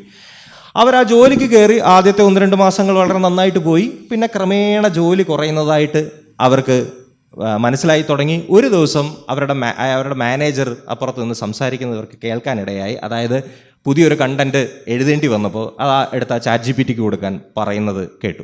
8 മാസത്തിനുള്ളിൽ ഇവരുടെ ജോലി നഷ്ടപ്പെട്ടു. അവർ വേറൊരു ടോട്ടലി ഡിഫറൻ്റായ മറ്റൊരു ജോലിക്ക് ഈ അനുഭവം ഗാർഡിയനിൽ എഴുതിയിരുന്നു. ആ അനുഭവത്തിനോട് ഒപ്പം തന്നെ ധാരാളം പേരുടെയും അനുഭവങ്ങൾ അന്ന് അതിനെക്കുറിച്ച് ആ പത്ര റിപ്പോർട്ടിലുണ്ടായിരുന്നു. അതേപോലെ തന്നെ 2023 ഹോളിവുഡിൽ ഒരു വലിയ സമരം നടന്നു. റൈറ്റേഴ്സ് ഗിൽഡ്, അതായത് അവിടുത്തെ എഴുത്തുകാരുടെ കൂട്ടായ്മ ഒരു സമരം നടത്തി. എന്താണെന്ന് വെച്ച് കഴിഞ്ഞാൽ ഞാൻ നേരത്തെ പറഞ്ഞ ChatGPT പോലുള്ള നാരോ ഇൻ്റലിജൻസ്, അതായത് LLM ലാംഗ്വേജ് ലേണിംഗ് മോഡൽസ്, നിങ്ങളുടെ ഭാഷ മനസ്സിലാക്കാൻ പറ്റുന്ന ഇത്തരത്തിലുള്ള സാധനങ്ങൾ വന്നതിൽ പിന്നെ നിങ്ങളുടെ ഡേറ്റകൾ, അല്ലെങ്കിൽ നിങ്ങൾക്കിപ്പോൾ ഒരു തിരക്കഥയുണ്ട്, ആ തിരക്കഥ തിരുത്തണമെങ്കിലോ ആ തിരക്കഥയിൽ മോഡിഫിക്കേഷൻ വരുത്തണമെങ്കിലോ അതിലെന്തെങ്കിലും സജഷൻസ് വരുത്തണമെങ്കിലോ ഒക്കെ AI ഉപയോഗിക്കാം എന്നുള്ള നിലയിലായി. അപ്പോൾ അവർക്ക് ഒരു ഭയം വന്നു, പൂർണ്ണമായിട്ടും എഴുത്തുകാരുടെ ജോലി അങ്ങ് പോകുമോ എന്നുള്ളത്. അതുകൊണ്ട് അവരൊരു സമരം ഏകദേശം വിജയിച്ചു എന്ന് വേണേൽ പറയാം. കാരണം പിന്നെ ഹോളിവുഡിലെ പല പ്രൊഡക്ഷൻ കമ്പനികൾക്കും സമ്മതിക്കേണ്ടി വന്നു AI ഉപയോഗിച്ചാലും ഇവരുടെ മുഴുവൻ ശമ്പളം കൊടുക്കും എന്നൊക്കെയുള്ള. ഇത് ലോകത്തിൽ പല ഇടത്ത് നടന്നില്ല. അതിനോടൊപ്പം തന്നെയാണ് നമുക്ക് അറിയാം, ഇപ്പം ഒരു ആർട്ട് ഫോം കണ്ടു കഴിഞ്ഞാൽ, ഒരു ചിത്രം കണ്ടു കഴിഞ്ഞാൽ അത് AI വരച്ചതാണോ അതോ മനുഷ്യൻ വരച്ചതാണോ എന്നൊക്കെ പറയാൻ ഇപ്പം ഭയങ്കര പാടാണ്. അപ്പോൾ സർഗാത്മകമായിട്ടുള്ള പല കാര്യങ്ങൾക്കും AI ഇപ്പോൾ തന്നെ ഒരു വെല്ലുവിളിയാണ്. തൊഴിൽ നഷ്ടങ്ങൾ എന്നുള്ളത് യഥാർത്ഥമാണ്. രണ്ടാമത്തെ ഏറ്റവും വലിയ ആർട്ടിഫിഷ്യൽ ഇൻ്റലിജൻസിൻ്റെ ഒരു പ്രശ്നമാണ് പക്ഷപാതം. അത് കുറച്ചുകൂടെ വിശദമായിട്ട് പറഞ്ഞു കഴിഞ്ഞാൽ, നമ്മൾ ഈ AI എങ്ങനെയാണ് ബുദ്ധി ഉണ്ടാക്കുന്നത് നമ്മൾ പറഞ്ഞല്ലോ. നമ്മൾ കൊടുക്കുന്ന ഡേറ്റ, അതിലെ പാറ്റേണുകൾ മനസ്സിലാക്കിയിട്ടാണ് ഓരോ പുതിയ കാര്യങ്ങളും പഠിക്കുന്നത്. അപ്പോൾ നമ്മൾ ഈ കൊടുക്കുന്ന ഡേറ്റയിൽ തന്നെ എന്തെങ്കിലും തരത്തിലുള്ള പക്ഷപാതപരമായ കാര്യങ്ങളുണ്ടെങ്കിൽ തീർച്ചയായും ആ കമ്പ്യൂട്ടർ പഠിക്കുന്നതും അതുതന്നെയായിരിക്കും. അതിന് അനവധി ഉദാഹരണങ്ങൾ ഉണ്ടായിട്ടുണ്ട്. ഇപ്പോൾ അതിൽ അല്പം പ്രശസ്തമായിട്ടുള്ളൊരു കാര്യം ആദ്യമേ അങ്ങ് പറയാം. അതായത് അൺമാസ്കിംഗ് AI എന്ന ബുക്ക് എഴുതിയ ജോയ് എന്നൊരു വനിത ഉണ്ടായിരുന്നു. അവർ ഒരു കമ്പ്യൂട്ടർ സയൻറ്റിസ്റ്റും ഈ founder of algorithmic justice league, അതായത് AI മൂലമുണ്ടാകുന്ന ഇത്തരത്തിലുള്ള പ്രശ്നങ്ങൾക്ക് പരിഹാരം ഉണ്ടാവണമെന്ന് വാദിക്കുന്ന ഒരാൾ കൂടിയാണ്. അവർ ഒരിക്കൽ MIT എന്ന സർവകലാശാല ഉണ്ടാക്കിയ ഒരു ഫേസ് റെക്കഗ്നീഷൻ ആപ്പ് ടെസ്റ്റ് ചെയ്യാറ്. അപ്പോൾ ഇവരൊരു കറുത്ത വർഗ്ഗക്കാരിയാണ്. ഇവർ എങ്ങനെ ആപ്ലിക്കേഷൻ്റെ മുന്നിൽ പോയിരുന്നിട്ടും ഇവരെ ഒരു മനുഷ്യനായിട്ട് അത് ഡിറ്റക്റ്റ് ചെയ്യുന്നില്ല, അത് മനുഷ്യൻ്റെ മുഖമായിട്ട് ഡിറ്റക്റ്റ് ചെയ്യുന്നില്ല. അപ്പോൾ അവരെന്ത് ചെയ്തു, അവർ മുഖത്ത് കുറച്ച് ഒരു മാസ്ക് എന്നോ അല്ലെ ഫേസ് പാക്ക് എന്നോ അങ്ങനെയൊക്കെ ഇടാം. ചുരുക്കം പറഞ്ഞാൽ മുഖത്തെ കളറൊന്ന് പെയിൻ്റ് അടിച്ച് മാറ്റി. അപ്പോൾ ആ ഫേഷ്യൽ റെക്കഗ്നീഷൻ സോഫ്റ്റ്വെയർ വർക്ക് ചെയ്യും. കാരണം എന്താണെന്ന് ചോദിച്ചു കഴിഞ്ഞാൽ ആ ഫേഷ്യൽ റെക്കഗ്നീഷൻ സോഫ്റ്റ്വെയർ ഉണ്ടാക്കിയിരിക്കുന്നത് മനുഷ്യൻ്റെ മുഖത്തെ തിരിച്ചറിയാനാണെങ്കിലും അതിനെ പരിശീലിപ്പിക്കാൻ ഉപയോഗിച്ച ഡേറ്റ മുഴുവൻ എടുത്തിരിക്കുന്നത് വെളുത്ത വർഗ്ഗക്കാരിൽ നിന്നായിരുന്നു. അപ്പോൾ ആ വെളുത്ത വർഗ്ഗക്കാരിൽ നിന്നുള്ള ആ ഡേറ്റയുടെ ബയാസ് സ്വാഭാവികമായിട്ടും ഈ കമ്പ്യൂട്ടർ പ്രോഗ്രാമിലും കയറി പറ്റിയിട്ടുണ്ട്. ഇത് നിറത്തിൻ്റെ കാര്യത്തിൽ മാത്രമല്ല, അവർ അന്ന് പറഞ്ഞൊരു കാര്യമുണ്ട്, പവർ ഓഫ് ഷാഡോ. അതായത് നിറം മാത്രമല്ല, സാമൂഹികമായിട്ടുള്ള എല്ലാ മുൻവിധികളും, വ്യവസ്ഥാപിതമായിട്ടുള്ള ഒഴിവാക്കലുകളും അധികാരഘടനകളും പുരുഷാധിപത്യം അങ്ങനെയുള്ള എല്ലാ കാര്യങ്ങളും ഒരു പക്ഷേ ഒരു AI മെഷീൻ പഠിച്ചെടുക്കാൻ കാരണമുണ്ട്. കാരണം അത് നിങ്ങൾ കൊടുക്കുന്ന ഡേറ്റയിലെ പാറ്റേൺ മാത്രമാണ് ശ്രദ്ധിക്കുന്നത്. നിങ്ങൾ കൊടുക്കുന്ന ഡേറ്റയിൽ പക്ഷപാതമുണ്ടെങ്കിൽ അത് തീർച്ചയായും അതിലും ഉണ്ടാവും. ഇതിന് അനവധി ഉദാഹരണങ്ങളാണുള്ളത്. ഫേഷ്യൽ റെക്കഗ്നീഷനിൽ മാത്രമല്ല, പല പത്ര റിപ്പോർട്ടുകളിലും റീസെൻ്റ് ആയിട്ടുള്ള പല കാര്യങ്ങളും നോക്കിക്കഴിഞ്ഞാൽ അത് ജോലിയിൽ, ബാങ്കിൽ, നിയമത്തിൽ ഒക്കെ അതിനെ സ്വാധീനിക്കുന്നുണ്ട്. ഉദാഹരണത്തിന് ജോലിയുടെ കാര്യം പറയാന്നാൽ ആമസോൺ എന്ന് പറയുന്ന കമ്പനി അവരുടെ മുന്നിലേക്ക് വരുന്ന ജോലിയുടെ ആപ്ലിക്കേഷനുകളെ തരംതിരിക്കാൻ വേണ്ടിയിട്ട് ഒരു ആർട്ടിഫിഷ്യൽ ഇൻ്റലിജൻസ് ചെറിയൊരു പ്രോഗ്രാം ഉണ്ടാക്കി. പക്ഷേ അത് കുറച്ച് വർക്ക് ചെയ്ത് കഴിഞ്ഞപ്പോഴാണ് ഒരു കാര്യം മനസ്സിലാക്കിയത്, അത് 80% പുരുഷന്മാരെയാണ് സെലക്ട് ചെയ്യുന്നത്, ആ സ്ത്രീകളെ റിജക്റ്റ് ചെയ്യുന്നു. കാരണം പരമ്പരാഗതമായിട്ട് ഒരുപക്ഷെ ആ കമ്പനി കൊടുത്ത ഡേറ്റ വെച്ചിട്ടോ കൂടുതൽ 80% പുരുഷന്മാരായിരിക്കും ജോലി ചെയ്തിട്ടുണ്ടാവുക. അപ്പോൾ ഞാൻ നേരത്തെ പറഞ്ഞ ആ AI മെഷീൻ പാറ്റേൺ റെക്കഗ്നൈസ് ചെയ്തപ്പോൾ സ്ത്രീ എന്നുൾപ്പെട്ടാൽ അതൊരു നെഗറ്റീവ് മാർക്കായി കണക്കാക്കാൻ തുടങ്ങി. കാരണം കൂടുതൽ കഴിവുള്ളവർ പുരുഷന്മാരാണ് എന്നുള്ള നിലയിലേക്ക് അത് കൃത്യമായിട്ട് ആ ഡേറ്റയുടെ കുഴപ്പമാണ്. അതുപോലെ തന്നെ ബാങ്കിൽ എനിക്ക് തോന്നുന്നു 2019 തൊട്ട് ഏകദേശം കുറേ വർഷങ്ങളിലെ ഈ ബാങ്ക് ലോണിൻ്റെ ആപ്ലിക്കേഷൻസ് അത് ഫിൽട്ടർ ചെയ്യാൻ പല ബാങ്കുകളും AI സഹായം അമേരിക്കയിൽ എടുത്തിരുന്നു. അപ്പോൾ ഈ 2019 തൊട്ടുള്ള പല ആപ്ലിക്കേഷൻ എടുത്ത് പരിശോധിച്ച് കഴിഞ്ഞപ്പോൾ അതിനകത്തും നമുക്ക് മനസ്സിലായത്, നിങ്ങളൊരു ബ്ലാക്ക് ആണോ, നിങ്ങളുടെ ആപ്ലിക്കേഷൻ ഫോം തള്ളിപ്പോവാൻ 80% സാധ്യതയുണ്ട്. നിങ്ങളൊരു ഇന്ത്യൻ ആണോ, ഒരു 50% സാധ്യതയുണ്ട്, ഇന്ത്യനോ ഏഷ്യനോ ആണെങ്കിൽ. നിങ്ങളൊരു ഒരു മെക്സിക്കൻ ആണെങ്കിൽ അതൊരു 40% കുറയും. അപ്പോൾ ഇത്തരത്തിൽ ഉള്ള, കാരണം അത് ആ ഹിസ്റ്റോറിക്കൽ ഡേറ്റ എടുത്ത് അതിനെ പഠിച്ചപ്പോൾ ഒരു പക്ഷേ കൂടുതൽ ആപ്ലിക്കേഷൻ എടുത്തിട്ടുണ്ട്, അല്ലെ ബാങ്ക് ലോൺ എടുത്തിട്ടുണ്ടാവുന്നത് അമേരിക്കയിൽ വെളുത്ത വർഗ്ഗക്കാർ തന്നെയായിരിക്കാം. പക്ഷേ കമ്പ്യൂട്ടർ പഠിച്ചു വെച്ചത് വേറൊരു തരത്തിലുള്ള നിർദ്ധാരണമാണ്. അതായത് വെളുത്ത ആളാണെങ്കിൽ പെട്ടെന്ന് ലോൺ കൊടുക്കുക, കറുത്ത ആളാണെങ്കിൽ കൊടുക്കണ്ട എന്നുള്ള രീതിയിലാണ് അവ പഠിച്ചു വെച്ചത്. അതുപോലെ തന്നെ നിയമത്തിലും ഇപ്പോൾ അതിന് കുറേ റെസ്ട്രിക്ഷൻ വന്നിട്ടുണ്ട്. എങ്കിലും ഞാൻ മുമ്പ് ചില പ്രസൻറ്റേഷനിൽ പറഞ്ഞിട്ടുണ്ടായിരുന്നു, ഒരു സമയത്ത് ഈ ക്രിമിനൽ റെസിഡിവിസം എന്ന് പറയുന്നത്, അതായത് കുറ്റം ചെയ്യാൻ എത്രത്തോളം സാധ്യതയുണ്ട്, ഒരാൾ ഭാവിയിൽ കുറ്റം ചെയ്യാൻ എത്രത്തോളം സാധ്യതയുണ്ട് എന്ന് പഠിക്കാൻ വേണ്ടിയിട്ടും ഇതുപോലൊരു അൽഗോരിതം ഉണ്ടാക്കിയിരുന്നു. പക്ഷേ അത് കുറച്ച് നാൾ വർക്ക് ചെയ്തപ്പോഴാണ് മനസ്സിലായത് അത് കറുത്ത വർഗ്ഗക്കാരെ മുൻവിധിയോടുകൂടിയാണ് കണ്ടിരുന്നത്. കാരണം മുന്നേ ഉള്ള ക്രിമിനൽ റെക്കോർഡ്സും മറ്റുള്ള കാര്യങ്ങളൊക്കെ അത് പഠിച്ചപ്പോൾ അങ്ങനെയാണെന്ന് തോന്നിയത്. അപ്പോൾ നിയമത്തിലുമൊക്കെ ഇതിൻ്റെ പക്ഷപാതം നമ്മൾ കാണുന്നുണ്ട്. മൂന്നാമത്തെ ഏറ്റവും വലിയ പ്രശ്നമാണ് സ്വകാര്യത എന്തായാലും വലിയ പ്രശ്നമാകുമല്ലോ. കാരണം ഞാൻ നേരത്തെ പറഞ്ഞതുപോലെ ഈ AI പഠിപ്പിക്കാൻ ഉപയോഗിക്കുന്നത് മിക്കവാറും എല്ലാം നിങ്ങൾ കൊടുക്കുന്ന ഡേറ്റ തന്നെയാണ്. നിങ്ങളുടെ ഫേസ്ബുക്കിലോ മറ്റിടത്തോ അല്ലെങ്കിൽ അതുപോലുള്ള പല ആപ്ലിക്കേഷനിലോ കയറുമ്പോഴോ വിസിറ്റ് ചെയ്യുമ്പോഴോ ഫോട്ടോ ഷെയർ ചെയ്യുമ്പോഴോ ഒക്കെ ഈ വിവരങ്ങൾ എടുത്തിട്ടാണ് ഇതിനെ ട്രെയിൻ ചെയ്യാൻ ഉപയോഗിക്കുന്നത്. അപ്പം വളരെ സിമ്പിളായിട്ട് പറഞ്ഞാൽ നിങ്ങളുടെ സ്വകാര്യ വിവരങ്ങൾ തീർച്ചയായും ഇവർ ഉപയോഗിക്കുന്നുണ്ട്. ഇത് നേരിട്ട് അവർ ചിലപ്പോൾ ഇപ്പോൾ നിങ്ങളുടെ വാട്സാപ്പിൽ ചിലപ്പോൾ ഒരു മെസ്സേജ് കാണും, end-to-end എൻക്രിപ്റ്റഡ്, ഒരു ഏതെങ്കിലും ഒരു മെസ്സേജ് അയക്കും അടിയിൽ വരാം. അത് വാട്സാപ്പ് വാഗ്ദാനം ചെയ്യുന്നത് എന്താണെന്ന് വെച്ചാൽ, നിങ്ങളുടെ ഫോണിൽ ഒരു മെസ്സേജ് എടുത്ത് സെൻഡ് ബട്ടൺ ക്ലിക്ക് ചെയ്യുന്ന ആ നിമിഷം തന്നെ നിങ്ങളുടെ ഫോണിൽ തന്നെ ആ ഡേറ്റയെ, നിങ്ങൾ അയക്കുന്ന മെസ്സേജിനെ മറ്റൊരു കോഡ് ഭാഷയിലാക്കി മാറ്റുകയും അത് സെർവർ വഴി കറങ്ങി ഉപയോഗിക്കുന്ന ആളുടെ ഫോണിൽ എത്തിയാൽ മാത്രമേ അത് തിരിച്ച് വായിക്കാവുന്ന രീതിയിൽ അതിനെ ഡിക്രിപ്റ്റ് ചെയ്യത്തുള്ളൂ എന്നാണ് അത് തരുന്ന വാഗ്ദാനം. അതിൻ്റെ അർത്ഥം വാട്സാപ്പ് പോയി നിങ്ങളുടെ മെസ്സേജ് തുറന്നു നോക്കുന്നില്ല എന്നൊക്കെ തന്നെ ഉള്ളൂ. പക്ഷേ ഇതിനകത്തിരിക്കുന്ന ഡേറ്റ ഉപയോഗിക്കുന്നില്ലയോ എന്നുള്ളത് നിങ്ങൾക്ക് പറയാൻ പറ്റത്തില്ല. കാരണം ഈ എൻക്രിപ്റ്റ് ചെയ്യുന്നത് കമ്പ്യൂട്ടറാണ്. ആ കമ്പ്യൂട്ടറിന് വേണേൽ അതിൻ്റെ പാറ്റേൺ കണ്ടെത്താം. ഈ വിവരങ്ങൾ അതിനെ സ്വയം ക്കാൻ വേണ്ടിയിട്ട് അതിനുപയോഗിക്കാം. പക്ഷെ നിയമപരമായി നോക്കുമ്പോൾ കമ്പനി നിങ്ങളുടെ മെസ്സേജ് വായിക്കുന്നില്ല എന്ന് തന്നെ മനസ്സിലാക്കേണ്ടി വരും. അപ്പോൾ സ്വകാര്യതയുടെ ആദ്യത AI എന്ന് പറയുന്നത് വളരെ ഡേറ്റ ഹംഗ്രിയാണ്. AIക്ക് ആ ബുദ്ധി കിട്ടണമെങ്കിൽ അതിൻ്റെ ഭക്ഷണം ഡേറ്റയാണ്. പിന്നെ സാധാരണ പറഞ്ഞ പോലെ നിങ്ങളുടെ സോഷ്യൽ മീഡിയയിലുള്ള ഡേറ്റകളൊക്കെ എടുക്കുക. അതിനൊരു ഉദാഹരണം പറയുകയാണെങ്കിൽ കുറച്ച് വർഷങ്ങൾക്ക് മുമ്പ് ക്ലിയർ വ്യൂ AI എന്ന് പറയുന്ന ഒരു അമേരിക്കൻ കമ്പനി ഉണ്ടായിരുന്നു. ആ കമ്പനി ഒരു സ്റ്റാർട്ടപ്പ് കമ്പനിയാണ്.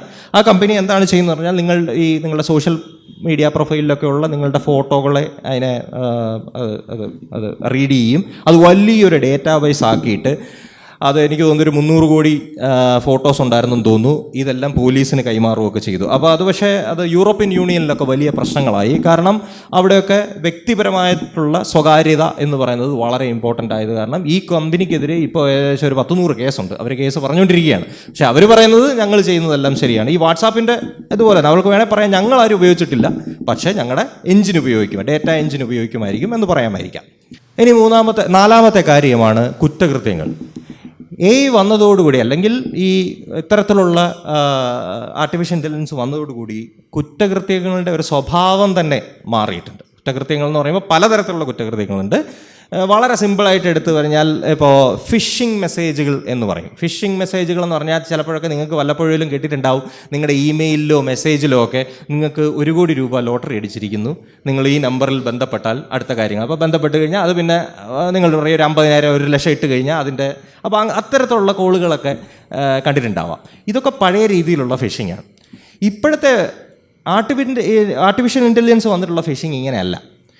നിങ്ങളുടെ ഡേറ്റയും നിങ്ങളുടെ സ്വകാര്യ വിവരങ്ങളൊക്കെ ഓൾറെഡി നിങ്ങളുടെ സോഷ്യൽ മീഡിയയിലും ഈ തരത്തിലുള്ള കമ്പ്യൂട്ടറുകളുടെ കയ്യിലൊക്കെ ഉണ്ട്. നിങ്ങളുടെ മാത്രമല്ല, നിങ്ങൾ വർക്ക് ചെയ്യുന്ന സ്ഥാപനത്തിലുള്ള നിങ്ങളുടെ സുഹൃത്തുക്കളുടെ, നിങ്ങളുടെ ബോസ് എല്ലാവരുടെയും വിവരങ്ങളൊക്കെ ഉണ്ടാവും.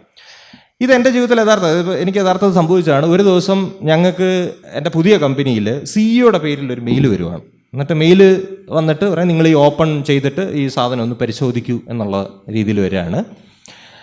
അത് ഭാഗ്യത്തിന് ഞാൻ ഓപ്പൺ ചെയ്തില്ല, കുറച്ച് പേരെങ്കിലും ഓപ്പൺ ചെയ്തിട്ടുണ്ടാവും. അത് സത്യം പറഞ്ഞാൽ അതൊരു ഈ സ്പിയർ ഫിഷിംഗ് ആയിരുന്നു. അതായത് ഞങ്ങളുടെ CEO വിവരങ്ങൾ ഒരു പക്ഷേ സോഷ്യൽ മീഡിയയിൽ നിന്നോ മറ്റോ എടുത്തിട്ട് അദ്ദേഹത്തിൻ്റെ പേരിൽ ഒരു ഇമെയിൽ ID ഉണ്ടാക്കി നിങ്ങളുടെ ഇമെയിൽ IDയിലേക്ക് നിങ്ങളുടെ പ്രൊജക്റ്റോ നിങ്ങളുടെ ഏതെങ്കിലും ചെയ്തുകൊണ്ടിരിക്കുന്ന വിവരങ്ങൾ ചേർത്തൊരു മെയിൽ അയക്കുകയാണ്. അതിന് വിശ്വാസ്യത ഭയങ്കര കൂടുതലാണ്. നിങ്ങളെ തുറന്നു നോക്കാനുള്ള സാധ്യത ഒരു 99% ഇപ്പോൾ ഇങ്ങനെയാണ് കുറ്റകൃത്യങ്ങളുടെ പോക്ക്. നിങ്ങൾക്ക് ഒരു കാരണവശാലും മനസ്സിലാക്കാനോ അല്ലെങ്കിൽ പണ്ടുള്ളതിനേക്കാളും കൂടുതൽ ജാഗരൂകമായിട്ടിരിക്കേണ്ടി വരും.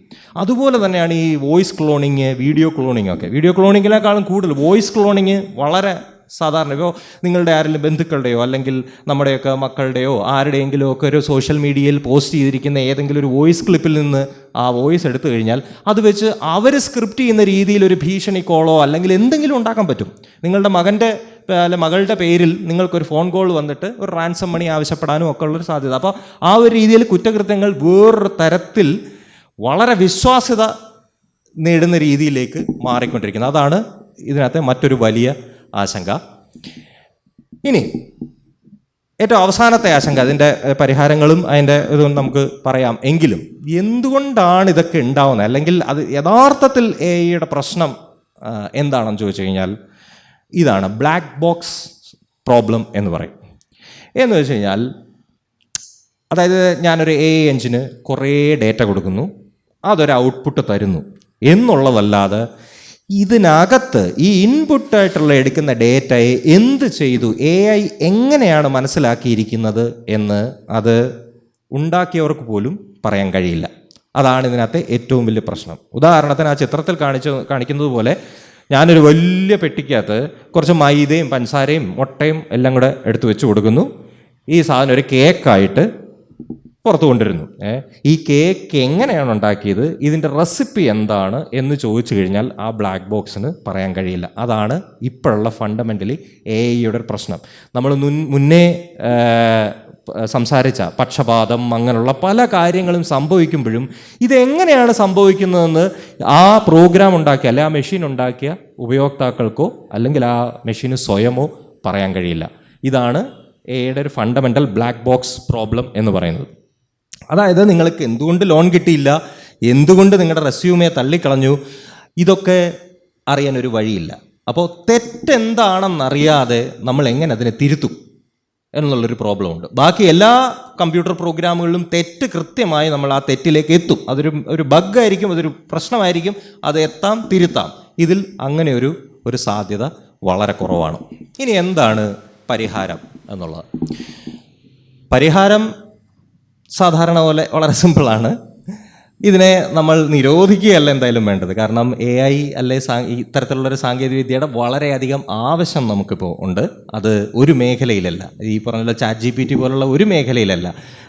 വൈദ്യശാസ്ത്രത്തിലും റോക്കറ്റ് സയൻസിലും ഒക്കെ ഇത് വലിയ രീതിയിലുള്ള സംഭാവനകളാണ് കൊണ്ടുവന്നിരിക്കുന്നത്. പക്ഷേ അതിന് എന്താണ് ചെയ്യേണ്ടത്? അതിന് ഒരേ ഒരു പരിഹാരമേ ഉള്ളൂ. നിയമം മൂലം ഇതിനെ നിയന്ത്രിക്കുക എന്നുള്ളതാണ്. അപ്പോൾ നിയമം മൂലം നിയന്ത്രിക്കുക എന്ന് പറഞ്ഞാൽ ഈ ചേഞ്ചസിനെ എന്തായാലും നമുക്ക് അഡോപ്റ്റ് ചെയ്യേണ്ടി വരും. ഉദാഹരണത്തിന് ഇപ്പോൾ നമ്മൾ കാളവണ്ടിയിൽ നിന്ന് കാറായപ്പോഴത്തേക്ക് നമ്മൾ കാറിൻ്റെ സുരക്ഷാ നിയമങ്ങൾ കൊണ്ടുവന്നില്ലേ? ട്രാഫിക് സിഗ്നൽ കൊണ്ടുവന്നു, സീറ്റ് ബെൽറ്റുകൾ നിർബന്ധമാക്കി, അല്ലെങ്കിൽ ഹെൽമെറ്റ് നിർബന്ധമാക്കി. ഇത്തരത്തിലുള്ള നിബന്ധനകൾ ഇത്തരത്തിലുള്ള ആർട്ടിഫിഷ്യൽ ഇൻ്റലിജൻസ് ഡെവലപ്പ് ചെയ്യുന്ന കമ്പനികളെ കൊണ്ട് പൊതുജനങ്ങളുടെ ഭാഗത്തു നിന്നോ ഗവൺമെൻറ്റിൻ്റെ ഭാഗത്തു നിന്നോ ഉണ്ടാക്കുക എന്നുള്ളതാണ് ഇതിന് ശാശ്വതമായുള്ളൊരു പരിഹാരം. അല്ല ഇതിനെ നിരോധിക്കുക എന്നുള്ള അതല്ല. ഇനി ഇങ്ങനൊരു ഒരു ഒരു ഒരു നിർദ്ദേശം വന്നാൽ എന്തൊക്കെ ആയിരിക്കണം ഇപ്പോൾ ശ്രദ്ധിക്കേണ്ടത്? ഇതിനുവേണ്ടി പല തരത്തിലുള്ള പഠനങ്ങൾ, ഇപ്പോൾ എത്തിക്കൽ AI എന്ന് പറയുന്ന ഒരു മേഖല തന്നെ ഇപ്പം ആർട്ടിഫിഷ്യൽ ഇൻ്റലിജൻസിലുണ്ട്. അതായത് എത്തിക്കലായി നമുക്കെങ്ങനെ ഈ സാങ്കേതികവിദ്യ ഉപയോഗിക്കാം. അപ്പോൾ അതിന് വേണ്ടിയിട്ട് ഹാർവാർഡിൻ്റെ ഒരു ഡിവിഷൻ അവരെഴുതിയ ഒരു പേപ്പർ, അതിനകത്തുനിന്നാണ് ഞാൻ ഈ ഡേറ്റാസ് എടുത്തിരിക്കുന്നത്. നിങ്ങളെ എവിടെ ഒക്കെ തപ്പിയാലും ഇപ്പോൾ ഇത്തരത്തിലുള്ള ഏകദേശം ഇതുപോലുള്ള സജഷൻസ് തന്നെയാണ് എല്ലായിടത്തും കൊടുത്തിട്ടുള്ളത്. അപ്പോൾ ഹാർവാർഡ് മുന്നോട്ട് വെക്കുന്ന 5 പ്രധാന തത്വങ്ങൾ ആർട്ടിഫിഷ്യൽ ഇൻ്റലിജൻസ് ഉണ്ടാക്കുന്നതോ അല്ലെങ്കിൽ അത്തരത്തിലുള്ള ഏത് കമ്പനിയും അവർ പാലിക്കേണ്ട കാര്യങ്ങൾ: 1, നീതി, ഫെയർനെസ് എന്ന് പറഞ്ഞാൽ പക്ഷപാതം ഒരു തരത്തിലും AI അൽഗോരിതത്തിൽ ഉണ്ടാവാൻ പാടില്ല. എന്ന് വെച്ച് കഴിഞ്ഞാൽ പക്ഷപാതം ഉണ്ടെങ്കിൽ അത് തിരുത്താൻ, അത് നിങ്ങളുടെ കയ്യിലേക്ക് എത്തുന്നത്, പൊതുജനങ്ങളിലേക്ക് എത്തുന്നതിന് മുമ്പ് തിരുത്തി നന്നാക്കാനുള്ള ഒരു ബാധ്യത അവരെടുക്കണം. 2, സുതാര്യത. അതായത് നമ്മൾ നേരത്തെ പറഞ്ഞ ബ്ലാക്ക് ബോക്സ് പ്രോബ്ലം. ഒരു തെറ്റ് പറ്റിയെങ്കിൽ ആ തെറ്റ് എന്താണെന്ന് ആ അൽഗോരിതത്തിന് പറയാൻ കഴിയണം. അതായത് നിങ്ങൾക്ക് ലോൺ കിട്ടുന്നില്ലെങ്കിൽ എന്തുകൊണ്ട് നിങ്ങളുടെ ലോൺ റിജക്റ്റ് ആയി എന്ന് നിങ്ങൾക്കൊരു നേരിട്ട് പോയി അപ്ലൈ ചെയ്താൽ നിങ്ങളുടെ മാനേജർ പറഞ്ഞു തരും. പക്ഷേ ഇത്തരത്തിലുള്ള അൽഗോരിതങ്ങളും ആപ്ലിക്കേഷനും കൊണ്ടുവന്ന് കഴിയുമ്പോൾ അത് സാധ്യമല്ലാതെ വരും. പക്ഷേ അത് സാധ്യമാക്കണം എന്നുള്ളതാണ്. 3, അക്കൗണ്ടബിലിറ്റി. അതായത് ഉത്തരവാദിത്തം. അതായത് നമ്മൾ ബാക്കി ഇപ്പം നിങ്ങളൊരു വണ്ടി എടുത്തുകൊണ്ട് പുറത്ത് ഇറങ്ങുന്നു, ഒരു അപകടം പറ്റി, ഒരാളെ ഇടിച്ചു, തീർച്ചയായിട്ടും നിങ്ങളാണ് എൻ്റെ ഉത്തരവാദി. പക്ഷേ ഇപ്പോൾ നിരത്തിലൊക്കെ ഓടുന്ന ഡ്രൈവർലെസ് കാറ് ഒരാളെ ഇടിച്ചാൽ ആരാണ് ഉത്തരവാദി? അത് വലിയൊരു നിയമപ്രശ്നമായിട്ട് മാറും. കാരണം ഡ്രൈവർ ഇല്ല, അതൊരു വ്യക്തിയല്ല. അപ്പോൾ ആര് ഉത്തരവാദിത്വം എടുക്കണം? തീർച്ചയായിട്ടും ആരെങ്കിലും ഉത്തരവാദിത്വം എടുത്തേ പറ്റൂ. കാരണം ആ ഒരു രീതിയിലേ നമ്മുടെ വ്യവസ്ഥിതി വർക്ക് ചെയ്യത്തുള്ളൂ. അപ്പോൾ അതുണ്ടാക്കുന്ന കമ്പനികൾ അവർക്ക് അവരുണ്ടാക്കുന്ന ഓരോ ആർട്ടിഫിഷ്യൽ മെക്കാനിസം മുന്നേറ്റത്തിനും അവരൊരു അക്കൗണ്ടബിലിറ്റി ഉണ്ടാക്കേണ്ടിയിരിക്കുന്നു. പിന്നെ സ്വകാര്യത, അത് ഏറ്റവും വലിയ കാര്യമാണ്. നമ്മുടെ ശബ്ദവും നമ്മുടെ ഫോട്ടോയും നമ്മുടെ വിവരങ്ങളും നമ്മുടേത് മാത്രം ആയിരിക്കണം. പിന്നെ ഏറ്റവും അവസാനത്തെ കാര്യം മനുഷ്യൻ്റെ നിയന്ത്രണം. ഇപ്പോൾ ഞാൻ ആദ്യത്തെ സ്ലൈഡിൽ പറഞ്ഞതുപോലെ നാളെ നാരോ ഇൻ്റലിജൻസ് വികസിച്ച് ഒരു ജനറൽ ഇൻ്റലിജൻസ് ആവുമ്പോഴോ, ഈ ജനറൽ ഇൻ്റലിജൻസ് വികസിച്ച് ഒരു സൂപ്പർ ഇൻ്റലിജൻസ് ആവുമ്പോഴോ അതിൻ്റെ അവസാന തീരുമാനമെടുക്കാനുള്ള കഴിവ് മനുഷ്യൻ്റെ കയ്യിൽ തന്നെ ഉണ്ടാവണം എന്നാണ് തത്വത്തിൽ പറയുന്നത്. പക്ഷേ സൂപ്പർ ഇൻ്റലിജൻസ് ഒക്കെ വന്നു കഴിഞ്ഞാൽ, സൂപ്പർ ഇൻ്റലിജൻസിനെ കുറിച്ച് ചിന്തിച്ചിട്ടുണ്ടോ എന്ന് എനിക്കറിയത്തില്ല. നമ്മുടെ ഇപ്പോൾ നിങ്ങൾ ആലോചിക്കുകയാണെങ്കിൽ എന്താണ് നമ്മുടെ ബുദ്ധിശക്തിയുടെ ലിമിറ്റ് എന്ന് ചോദിച്ചു കഴിഞ്ഞാൽ അത് നമ്മുടെ തലച്ചോറ് തന്നെയാണ്. തലച്ചോറിൻ്റെ സൈസ് അല്ലെ അതിനകത്ത് ശേഖരിച്ചിരിക്കുന്ന വിവരങ്ങൾ, ഇതാണ് നമ്മുടെ ഒരു ലിമിറ്റേഷൻ. പക്ഷേ കമ്പ്യൂട്ടറിന് അങ്ങനെ ഒരു ലിമിറ്റേഷൻ ഇല്ല. നാളെ എനിക്ക് എത്ര വലിയ പ്രോഗ്രാമുകൾ എഴുതാം, അതിനനുസരിച്ച് ശക്തമായ കമ്പ്യൂട്ടറുകൾ കൊണ്ടുവരാൻ സാധിക്കാം. അതായത് അങ്ങനെ ഒരു ലിമിറ്റേഷൻ കമ്പ്യൂട്ടറിൻ്റെ കാര്യത്തിലില്ല. അപ്പം നാളെ എന്നേക്കാൾ ബുദ്ധിയുള്ള ഒരു കമ്പ്യൂട്ടർ, അല്ലെ നമ്മളെക്കാൾ ബുദ്ധിയുള്ള ഒരു കമ്പ്യൂട്ടർ നിലവിൽ വന്നു കഴിഞ്ഞാൽ നമ്മുടെ ഏത് ഉയർന്ന ബുദ്ധിക്കും യാതൊരു വിലയില്ലാതായി പോകും. കാരണം നമ്മളെക്കാൾ ഒരുപടി കൂടുതൽ മുന്നിൽ ചിന്തിക്കുന്നവരായിരിക്കും അത്തരത്തിലുള്ള സൂപ്പർ ഇൻ്റലിജൻറ്റ് മെഷീൻസ്. ഇപ്പോൾ ഉദാഹരണത്തിന് ഞാൻ നിങ്ങളുടെ അടുത്തൊരു ചോദ്യം ചോദിക്കുക, അതായത് മഞ്ഞയുടെ 4ാമത്തെ ഡയമെൻഷൻ എന്തുവാ എന്ന് ചോദിച്ചു കഴിഞ്ഞാൽ നിങ്ങൾ പലരും വിചാരിക്കുന്നത് എന്ത് ചോദ്യമാണ്, എന്ത് മണ്ടൻ ചോദ്യമാണ്. കാരണം അല്ലെങ്കിൽ തന്നെ നമ്മൾ ഈ സ്പേസ് ടൈം 3 ഡയമെൻഷനൊക്കെ XYZ 3 ഡയമെൻഷനൊക്കെ നമ്മൾ പഠിച്ചിട്ടുണ്ടാവും. 4th ഡയമെൻഷനെ കുറിച്ച് ചിന്തിക്കാൻ തന്നെ പറ്റില്ല. അപ്പോഴാണ് നിറങ്ങൾക്ക് അങ്ങനെ ഡയമെൻഷൻ ഉള്ളതുപോലും അറിയത്തില്ല. പക്ഷേ നാളെ സൂപ്പർ ഇൻ്റലിജൻ്റ് ആയിട്ടുള്ള ഒരു കമ്പ്യൂട്ടറിനടുത്ത് നിങ്ങൾ ഈ ചോദ്യം ചോദിക്കുകയാണെങ്കിൽ അതിന് നിർദ്ധാരണം ചെയ്യാൻ കഴിയും. കാരണം നിങ്ങളെക്കാൾ ബുദ്ധി അതിനുണ്ട്. അതിന് ആ നിറങ്ങളെ ചിലപ്പോൾ പല ഡൈമെൻഷനായി മനസ്സിലാക്കാനും അതിന് ഈ പ്രപഞ്ചത്തിനോടുള്ള ബന്ധവും വേറൊരു രീതിയിൽ അതിന് അവതരിപ്പിക്കാൻ കഴിയും. അതായത് നമുക്ക് ഇതുവരെ കണ്ടെത്താൻ കഴിയാത്ത വലിയ ചോദ്യങ്ങൾ, ഈ പ്രപഞ്ചത്തിനെക്കുറിച്ചുള്ള ചോദ്യങ്ങൾ, നമ്മളെക്കുറിച്ചുള്ള നമ്മുടെ ജെനറ്റിക്സിനെ കുറിച്ചുള്ള ചോദ്യങ്ങളൊക്കെ ഒരു പക്ഷേ നിമിഷ നേരത്ത് അതിന് ഉത്തരം പറയാൻ കഴിയും. അതുകൊണ്ട് തന്നെ ഇപ്പോൾ അത്തരത്തിലുള്ള 1-2 കമ്പ്യൂട്ടറുകൾ തമ്മിൽ സംസാരിച്ചുകൊണ്ടിരിക്കുമ്പോൾ അവർക്ക് തമ്മിൽ വേണ ഒരു കൂടുഭാഷയും അവർക്ക് തമ്മിൽ ചില എഗ്രിമെൻറ്റുകളും ഉണ്ടാക്കാം. വളരെ ഇൻഫീരിയർ ആയിട്ടുള്ള ബുദ്ധി കുറഞ്ഞ നമ്മൾ അതിൻ്റെ നിയന്ത്രണം ഏറ്റെടുത്തില്ലെങ്കിൽ നമ്മളെ തന്നെ അതിന് മറ്റൊരു രീതിയിൽ അതിൻ്റെ അതിന് ഇപ്പോൾ ജനറൽ ഇൻ്റലിജൻസ് ആവുമ്പോൾ തന്നെ നിങ്ങൾ മനസ്സിലാക്കണം, ഒരു കമ്പ്യൂട്ടറിന് ഏകദേശം മനുഷ്യനെ പോലുള്ള ചിന്തിക്കാനും ഒരു എന്താ പറയുക, ഒരു വ്യക്തി എന്നുള്ളൊരു പേഴ്സണലായിട്ടുള്ള ഒരു ഭാവം വരികയാണ്. അപ്പോൾ പേഴ്സണലായിട്ടും വ്യക്തിപരമായിട്ടും അതിന് ചിന്തിക്കാൻ തുടങ്ങിക്കഴിഞ്ഞാൽ അത് അതിനെ തന്നെ സംരക്ഷിക്കുന്ന രീതിയിൽ പല നിയന്ത്രണങ്ങളും അല്ലെങ്കിൽ പല കാര്യങ്ങളും എടുത്തേക്കാം. അപ്പോൾ ഇതാണ് 5 പ്രധാന തത്വങ്ങൾ. ഇതോടുകൂടി ഞാൻ ഈ പ്രസൻറ്റേഷൻ നിർത്തുകയാണ്. Thank you sir. ഈ ചോദ്യം ഇതാണ്, എഐക്ക് വികാരങ്ങളെ ഉൾക്കൊള്ളാൻ സാധിച്ചിട്ടുണ്ടോ? അങ്ങനെ വികാരങ്ങൾ ഉണ്ടെങ്കിൽ മാത്രമല്ലേ അധികാരവും കീഴ്പ്പെടുത്തലും ഒക്കെ നമ്മൾ ഭയപ്പെടേണ്ടതുള്ളൂ. ചോദ്യം ഇപ്പോൾ ഉണ്ടോ എന്ന് ചോദിച്ചു കഴിഞ്ഞാൽ ഇപ്പം ഇല്ല. അതുകൊണ്ടാണ് ഞാൻ ആദ്യം പറഞ്ഞത്, ഇപ്പോഴത്തെ ആർട്ടിഫിഷ്യൽ ഇൻ്റലിജൻസിൻ്റെ ഉപയോഗവും അവസ്ഥയും എന്ന് പറഞ്ഞാൽ ആ നാരോ ഇൻ്റലിജൻസ്, പ്രത്യേക ആവശ്യങ്ങൾക്ക് വേണ്ടി മാത്രം ട്രെയിൻ ചെയ്തെടുക്കുന്ന ഇതായിട്ടിരിക്കും. ഇനി അടുത്ത സ്റ്റെപ്പാണ് ജനറൽ ഇൻ്റലിജൻസ്. ഈ ജനറൽ ഇൻ്റലിജൻസ് സാധ്യമാണോ എന്ന് ചോദിച്ചു കഴിഞ്ഞാൽ ഞാൻ സാധ്യമാണെന്ന് തന്നെ പറയുള്ളൂ. കാരണം അതിൻ്റെ ഒരു ട്രെൻഡ് അങ്ങോട്ടാണ്. എന്ന് സാധ്യമാവുമെന്ന് ചോദിച്ചു കഴിഞ്ഞാൽ ശാസ്ത്രജ്ഞർ പല രീതിയിലുള്ള ഉത്തരങ്ങളാണ് തരുന്നത്. ഇപ്പോൾ നേരത്തെ പറഞ്ഞ ജെഫ്രി ഹിൻഡനെ പോലുള്ളവർ വിചാരിക്കുന്നു അടുത്ത ഒരു 3-4 വർഷത്തിനുള്ളിൽ, അതായത് 2030 ചിലപ്പം ഒരു ജനറൽ ഇൻ്റലിജൻസ് കമ്പ്യൂട്ടർ ഉണ്ടായേക്കാം എന്ന് വിചാരിക്കുന്നു. ഇനി ആ ജനറൽ ഇൻ്റലിജൻസ് സാധ്യമാവുകയാണെങ്കിൽ അത് സാറ് പറഞ്ഞതുപോലെ വിചാരങ്ങളെ ഉൾക്കൊള്ളാൻ കഴിയുന്ന ഒന്നായിരിക്കും. കാരണം ഈ വിചാരങ്ങൾ നമ്മൾക്ക് എങ്ങനെയാണ് ഉണ്ടായത്? കാരണം നമ്മുടെ തലച്ചോറിൽ നമ്മൾ ന്യൂറോണുകളിലൂടെ നമ്മൾ പഠിച്ചതും സാഹചര്യവും വിലയിരുത്തി സൂക്ഷിച്ചു വെച്ചിരിക്കുന്ന ഈ ഡേറ്റയാണ് ഈ വിചാരങ്ങൾ. പല തരത്തിലുള്ള നമ്മുടെ സാമൂഹികവും വ്യക്തിപരവും അറിവും കാര്യങ്ങളെല്ലാം ബന്ധിച്ചുകൊണ്ടുള്ള ഒരു നിലപാടാണ് നമ്മുടെ ഈ വികാരം എന്ന് പറയുന്നത്. ഇത് തീർച്ചയായും ഒരു കമ്പ്യൂട്ടറിന് റിപ്പീറ്റ് ചെയ്യാൻ പറ്റുന്ന കാര്യമാണ്. ഇത്രയും കാര്യങ്ങൾ ചെയ്യുന്ന ഒരു കമ്പ്യൂട്ടറിന് കുറച്ചുകൂടെ ശക്തമായ പ്രോഗ്രാമും ശക്തമായ ഡേറ്റയും കൊടുത്തു കഴിഞ്ഞാൽ അതിന് കൃത്യമായ ഈ വിചാരങ്ങളുടെ പാറ്റേണുകൾ സൂക്ഷിക്കാനും പ്രകടിപ്പിക്കാനും കഴിയും. അപ്പോൾ അത് സാധ്യമാണ് എന്നാണ് ഞാൻ പറയുന്നത്. സർ, പിന്നെ അതായത് വളരെ സമഗ്രമായിരുന്നു ഡിസ്കഷൻ.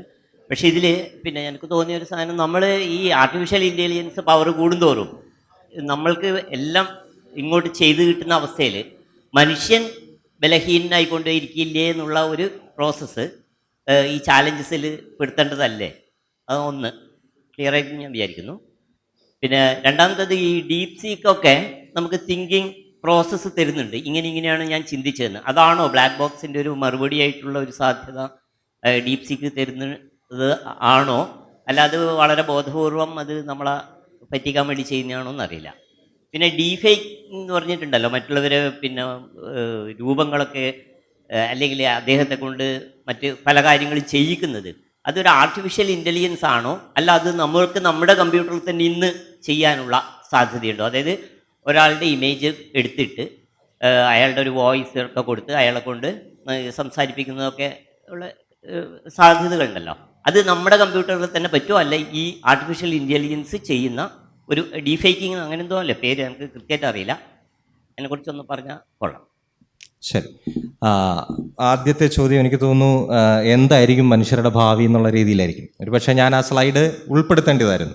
പക്ഷേ അങ്ങനെ ഒരു ചോദ്യം ചോദിച്ചു കഴിഞ്ഞാൽ കൃത്യമായൊരു ഉത്തരം ഇപ്പോൾ പറയാൻ കഴിയില്ല. പക്ഷേ എനിക്ക് തോന്നുന്ന ഒരു കാര്യം ഞാൻ പറയാം. അദ്ദേഹം പറയുന്നത് ശരിയാണ്. അതായത് ഇത്തരത്തിൽ ഈ ChatGPT മുതലായ പല കാര്യങ്ങൾ നമ്മുടെ കയ്യിലോട്ട് വന്നതോടുകൂടി നമ്മുടെ ഇൻഹറൻ്റായിട്ടുള്ള പല കഴിവുകളും നമുക്കിപ്പോൾ ഉപയോഗിക്കേണ്ടതായിട്ട് വന്നിട്ടുണ്ട്. ഇപ്പോൾ ഉദാഹരണത്തിന് മുമ്പൊക്കെ ഒരു ഡേറ്റ പ്രിപ്പയർ ചെയ്യണമെങ്കിലോ അല്ലെങ്കിൽ ഒരു ഫോൺ നമ്പർ അതൊക്കെ നമ്മളൊന്ന് ഓർമ്മയിൽ സൂക്ഷിക്കേണ്ട ഒരു ആവശ്യം ഉണ്ടായിരുന്നു. ഇപ്പോൾ ഫോണിനകത്ത് കോൺടാക്ട് ബുക്ക് വന്നേ പിന്നെ നമ്മൾ ആരും ഫോൺ നമ്പർ ഉപയോഗിക്കുന്നില്ല, ഫോൺ നമ്പർ ഓർത്തിരിക്കുന്നില്ല. ബ്രെയിനിൻ്റെ ആ ഭാഗം നമ്മൾ ഉപയോഗിക്കാതിരിക്കുന്നു എന്ന് കരുതിയാൽ മതി. അതുപോലെ തന്നെ ആയിരിക്കാം കുറച്ച് കഴിയുമ്പോൾ ഇത്തരത്തിലുള്ള കലാപരമായ സർഗാത്മകമായിട്ടുള്ള എല്ലാ കാര്യത്തിലും AI വരുന്നതോടുകൂടി നമ്മളെക്കാളും മെച്ചത്തിലുള്ള ഔട്ട്പുട്ട് തരാൻ പറ്റുന്ന AIക്ക് കഴിയുമ്പോൾ നമ്മുടെ നിലനിൽപ്പെന്ന് പറയുന്നത് ഒരു പ്രശ്നത്തിലാവും ചോദിച്ചു കഴിഞ്ഞാൽ യെസ്, ഒരു തരത്തിൽ പ്രശ്നത്തിലാവും. മനുഷ്യർ മൊത്തത്തിൽ നമ്മളിപ്പോൾ ഒരു മാർക്കറ്റിനെ നോക്കിക്കഴിഞ്ഞാൽ ഈ എയുടെ മിക്കവാറും എല്ലാ കാര്യത്തിലും ഒരു 90%, 98% ആൾക്കാരും കൺസ്യൂമേഴ്സാണ്. അതായത് ഇത് ഉപയോഗിക്കുന്ന ആൾക്കാരാണ്. ഇത് വളരെ ചെറിയ ആൾക്കാരാണ് ഇത് ഡെവലപ്പ് ചെയ്യുന്നത്. ഇതിൻ്റെ സാങ്കേതിക തരത്തിൽ പ്രവർത്തിക്കുന്ന വളരെ കുറച്ച്, ബാക്കി എല്ലാവരും യൂസേഴ്സാണ്, കസ്റ്റമേഴ്സാണ്. കസ്റ്റമേഴ്സിന് എപ്പോഴും അവരുടേതായിട്ടുള്ള ആവശ്യങ്ങളുണ്ടാവും. നിങ്ങൾക്ക് ഇന്നൊരു ChatGPT 2 ആണെങ്കിൽ നാളെ 3 വേണമെന്നും 4 വേണമെന്നും ഒക്കെ നിങ്ങൾക്ക് ആഗ്രഹം ഉണ്ടാവും. അത് നിങ്ങൾ ഉപയോഗിക്കുകയും ചെയ്യും.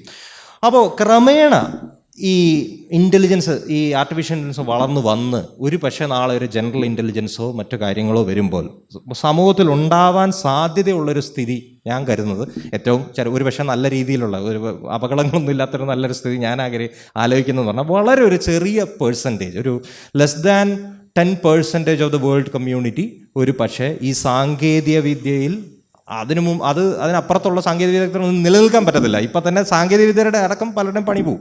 അപ്പോൾ വളരെ കോറായിട്ടുള്ള കുറച്ച് സാങ്കേതിക വിദഗ്ധർ നയിക്കുന്ന ആർട്ടിഫിഷ്യൽ ഇൻ്റലിജൻസും ബാക്കി 90% പേരും ഉപയോക്താക്കളായി നിന്നുകൊണ്ട് ഒരു പക്ഷേ നിങ്ങളുടെ കൺവെൻഷനലായി നിങ്ങൾ ചെയ്തുകൊണ്ടിരിക്കുന്ന പല തൊഴിലിൽ നിന്നും മാറി പുതിയ തൊഴിലിലേക്ക് ചിലപ്പോൾ പോകണം. ഇതിനെ AI ഡിപ്പെൻഡ് ചെയ്യുന്ന ഏതെങ്കിലും തൊഴിലിലോട്ട് പോകാനുള്ള ഒരു സാധ്യതയുണ്ട്. ഉദാഹരണത്തിന് ഇപ്പം ഞാനത് ഇതിലല്ല, പക്ഷേ ഈ യങ് ജനറേഷനിൽ പലരുടെയും വരുമാന മാർഗം നിങ്ങൾ നോക്കിയിട്ടുണ്ടാവും ഈ എന്താ പറയുക, ഇൻഫ്ലുവൻസിങ് ആണ്. ഇൻഫ്ലുവൻസിങ്ങിൽ എന്ന് പറഞ്ഞാൽ നമ്മളൊരു വീഡിയോ എടുക്കുക, ഇൻഫ്ലുവൻസർ ആവുക. ഇതിപ്പം ഒരു പക്ഷേ ഒരു ഇപ്പോൾ എന്നെക്കാളും മുന്നിലുള്ളൊരു ജനറേഷനിലുള്ള ഒരാളുടെ അടുത്ത് ഈ ഒരു ചോദിച്ചു കഴിഞ്ഞാൽ നീ എന്തോന്നാ വീഡിയോ എടുത്തുകൊണ്ട് നിനക്ക് വേറെ പണിക്ക് പോയി കൂടെ എന്ന് ചോദിക്കും. പക്ഷേ എനിക്ക് വ്യക്തമായിട്ടറിയാം വളരെ നല്ല രീതിയിൽ സമ്പാദിക്കുകയും നല്ല രീതിയിൽ ആ പ്രൊഫഷൻ കൊണ്ടുപോയിട്ട് പോകുന്ന വളരെയധികം പ്രൊഫഷണൽസ് അവിടെ ഉണ്ട്. അത് പഴയ പോലൊരു വീഡിയോ പരിപാടിയൊന്നുമല്ല. ഇത് സാധ്യമാവുന്നത് എന്താണെന്ന് ചോദിച്ചു കഴിഞ്ഞാൽ ഈ AI വരവോടുകൂടിയാണ്. മുമ്പൊരു വീഡിയോ എടുത്ത് എഡിറ്റ് ചെയ്ത് കാര്യങ്ങളൊക്കെ ചെയ്യുന്നത് ഇപ്പോൾ ഒരു ദിവസത്തോ അതിന് താഴത്തോട്ടുള്ള പണിയായിട്ട് AI മാറ്റിക്കൊണ്ടിരിക്കുന്നു. അപ്പോൾ എന്താണ് ചില ആൾക്കാർ ചെയ്തത്? കൺവെൻഷനലായിട്ടുള്ള പഠിച്ച് എംപ്ലോയ്മെൻറ്റ് എക്സ്ചേഞ്ചിൽ ജോലിക്ക് പോയി രജിസ്റ്റർ ചെയ്ത് ജോലിക്ക് പോകുന്നതിന് പകരം ഏറ്റവും ഇഷ്ടമുള്ളൊരു ജോലി അവൻ തിരഞ്ഞെടുക്കുകയാണ് ചെയ്യുന്നത്. അതിലവൻ സക്സസ്ഫുള്ളും ആവുന്നു. അപ്പോൾ നമ്മളൊരു പക്ഷേ ഈ ടെക്നോളജിയെ ഡിപ്പെൻഡ് ചെയ്തുകൊണ്ട് തന്നെ നമുക്ക് വളരെ കംഫോർട്ടബിളായിട്ടുള്ള ചില മേഖലകൾ തിരഞ്ഞെടുക്കാനും അതിൽ നിന്ന് റവന്യൂ ഉണ്ടാക്കാനും കഴിഞ്ഞേക്കാം. അതായത് നമ്മളുടെ തൊഴിലിൻ്റെയും വിദ്യാഭ്യാസത്തിൻ്റെയും അടിത്തറ തന്നെ ഒരു പക്ഷേ മാറി മറിഞ്ഞേക്കാം. അത് ഇപ്പോഴേ വിദ്യാഭ്യാസമൊക്കെ അതിനനുസരിച്ച് മാറ്റണമെന്നാണ് എൻ്റെ അഭിപ്രായം. പ്രത്യേകിച്ച് ചേഞ്ചൊന്നും കാണുന്നില്ല. രണ്ടാമത്തെ ചോദ്യം ബ്ലാക്ക് ബോക്സ് ഇഷ്യൂവിനെ കുറിച്ച്. ബ്ലാക്ക് ബോക്സ് ഡീപ് സീക്കിൻ്റെ എന്തോ കാര്യം പറഞ്ഞു. അല്ല, ബ്ലാക്ക് ബോക്സ് ഇഷ്യൂ എന്ന് പറഞ്ഞാൽ എല്ലാ AI എഞ്ചിനും ആ ബ്ലാക്ക് ബോക്സ് ഇഷ്യൂ ഉണ്ട്. അതെന്താണെന്ന് ചോദിച്ചു കഴിഞ്ഞാൽ അത് നിങ്ങളൊന്ന് ജസ്റ്റ് ഒന്ന് ചിന്തിച്ചാൽ മതി.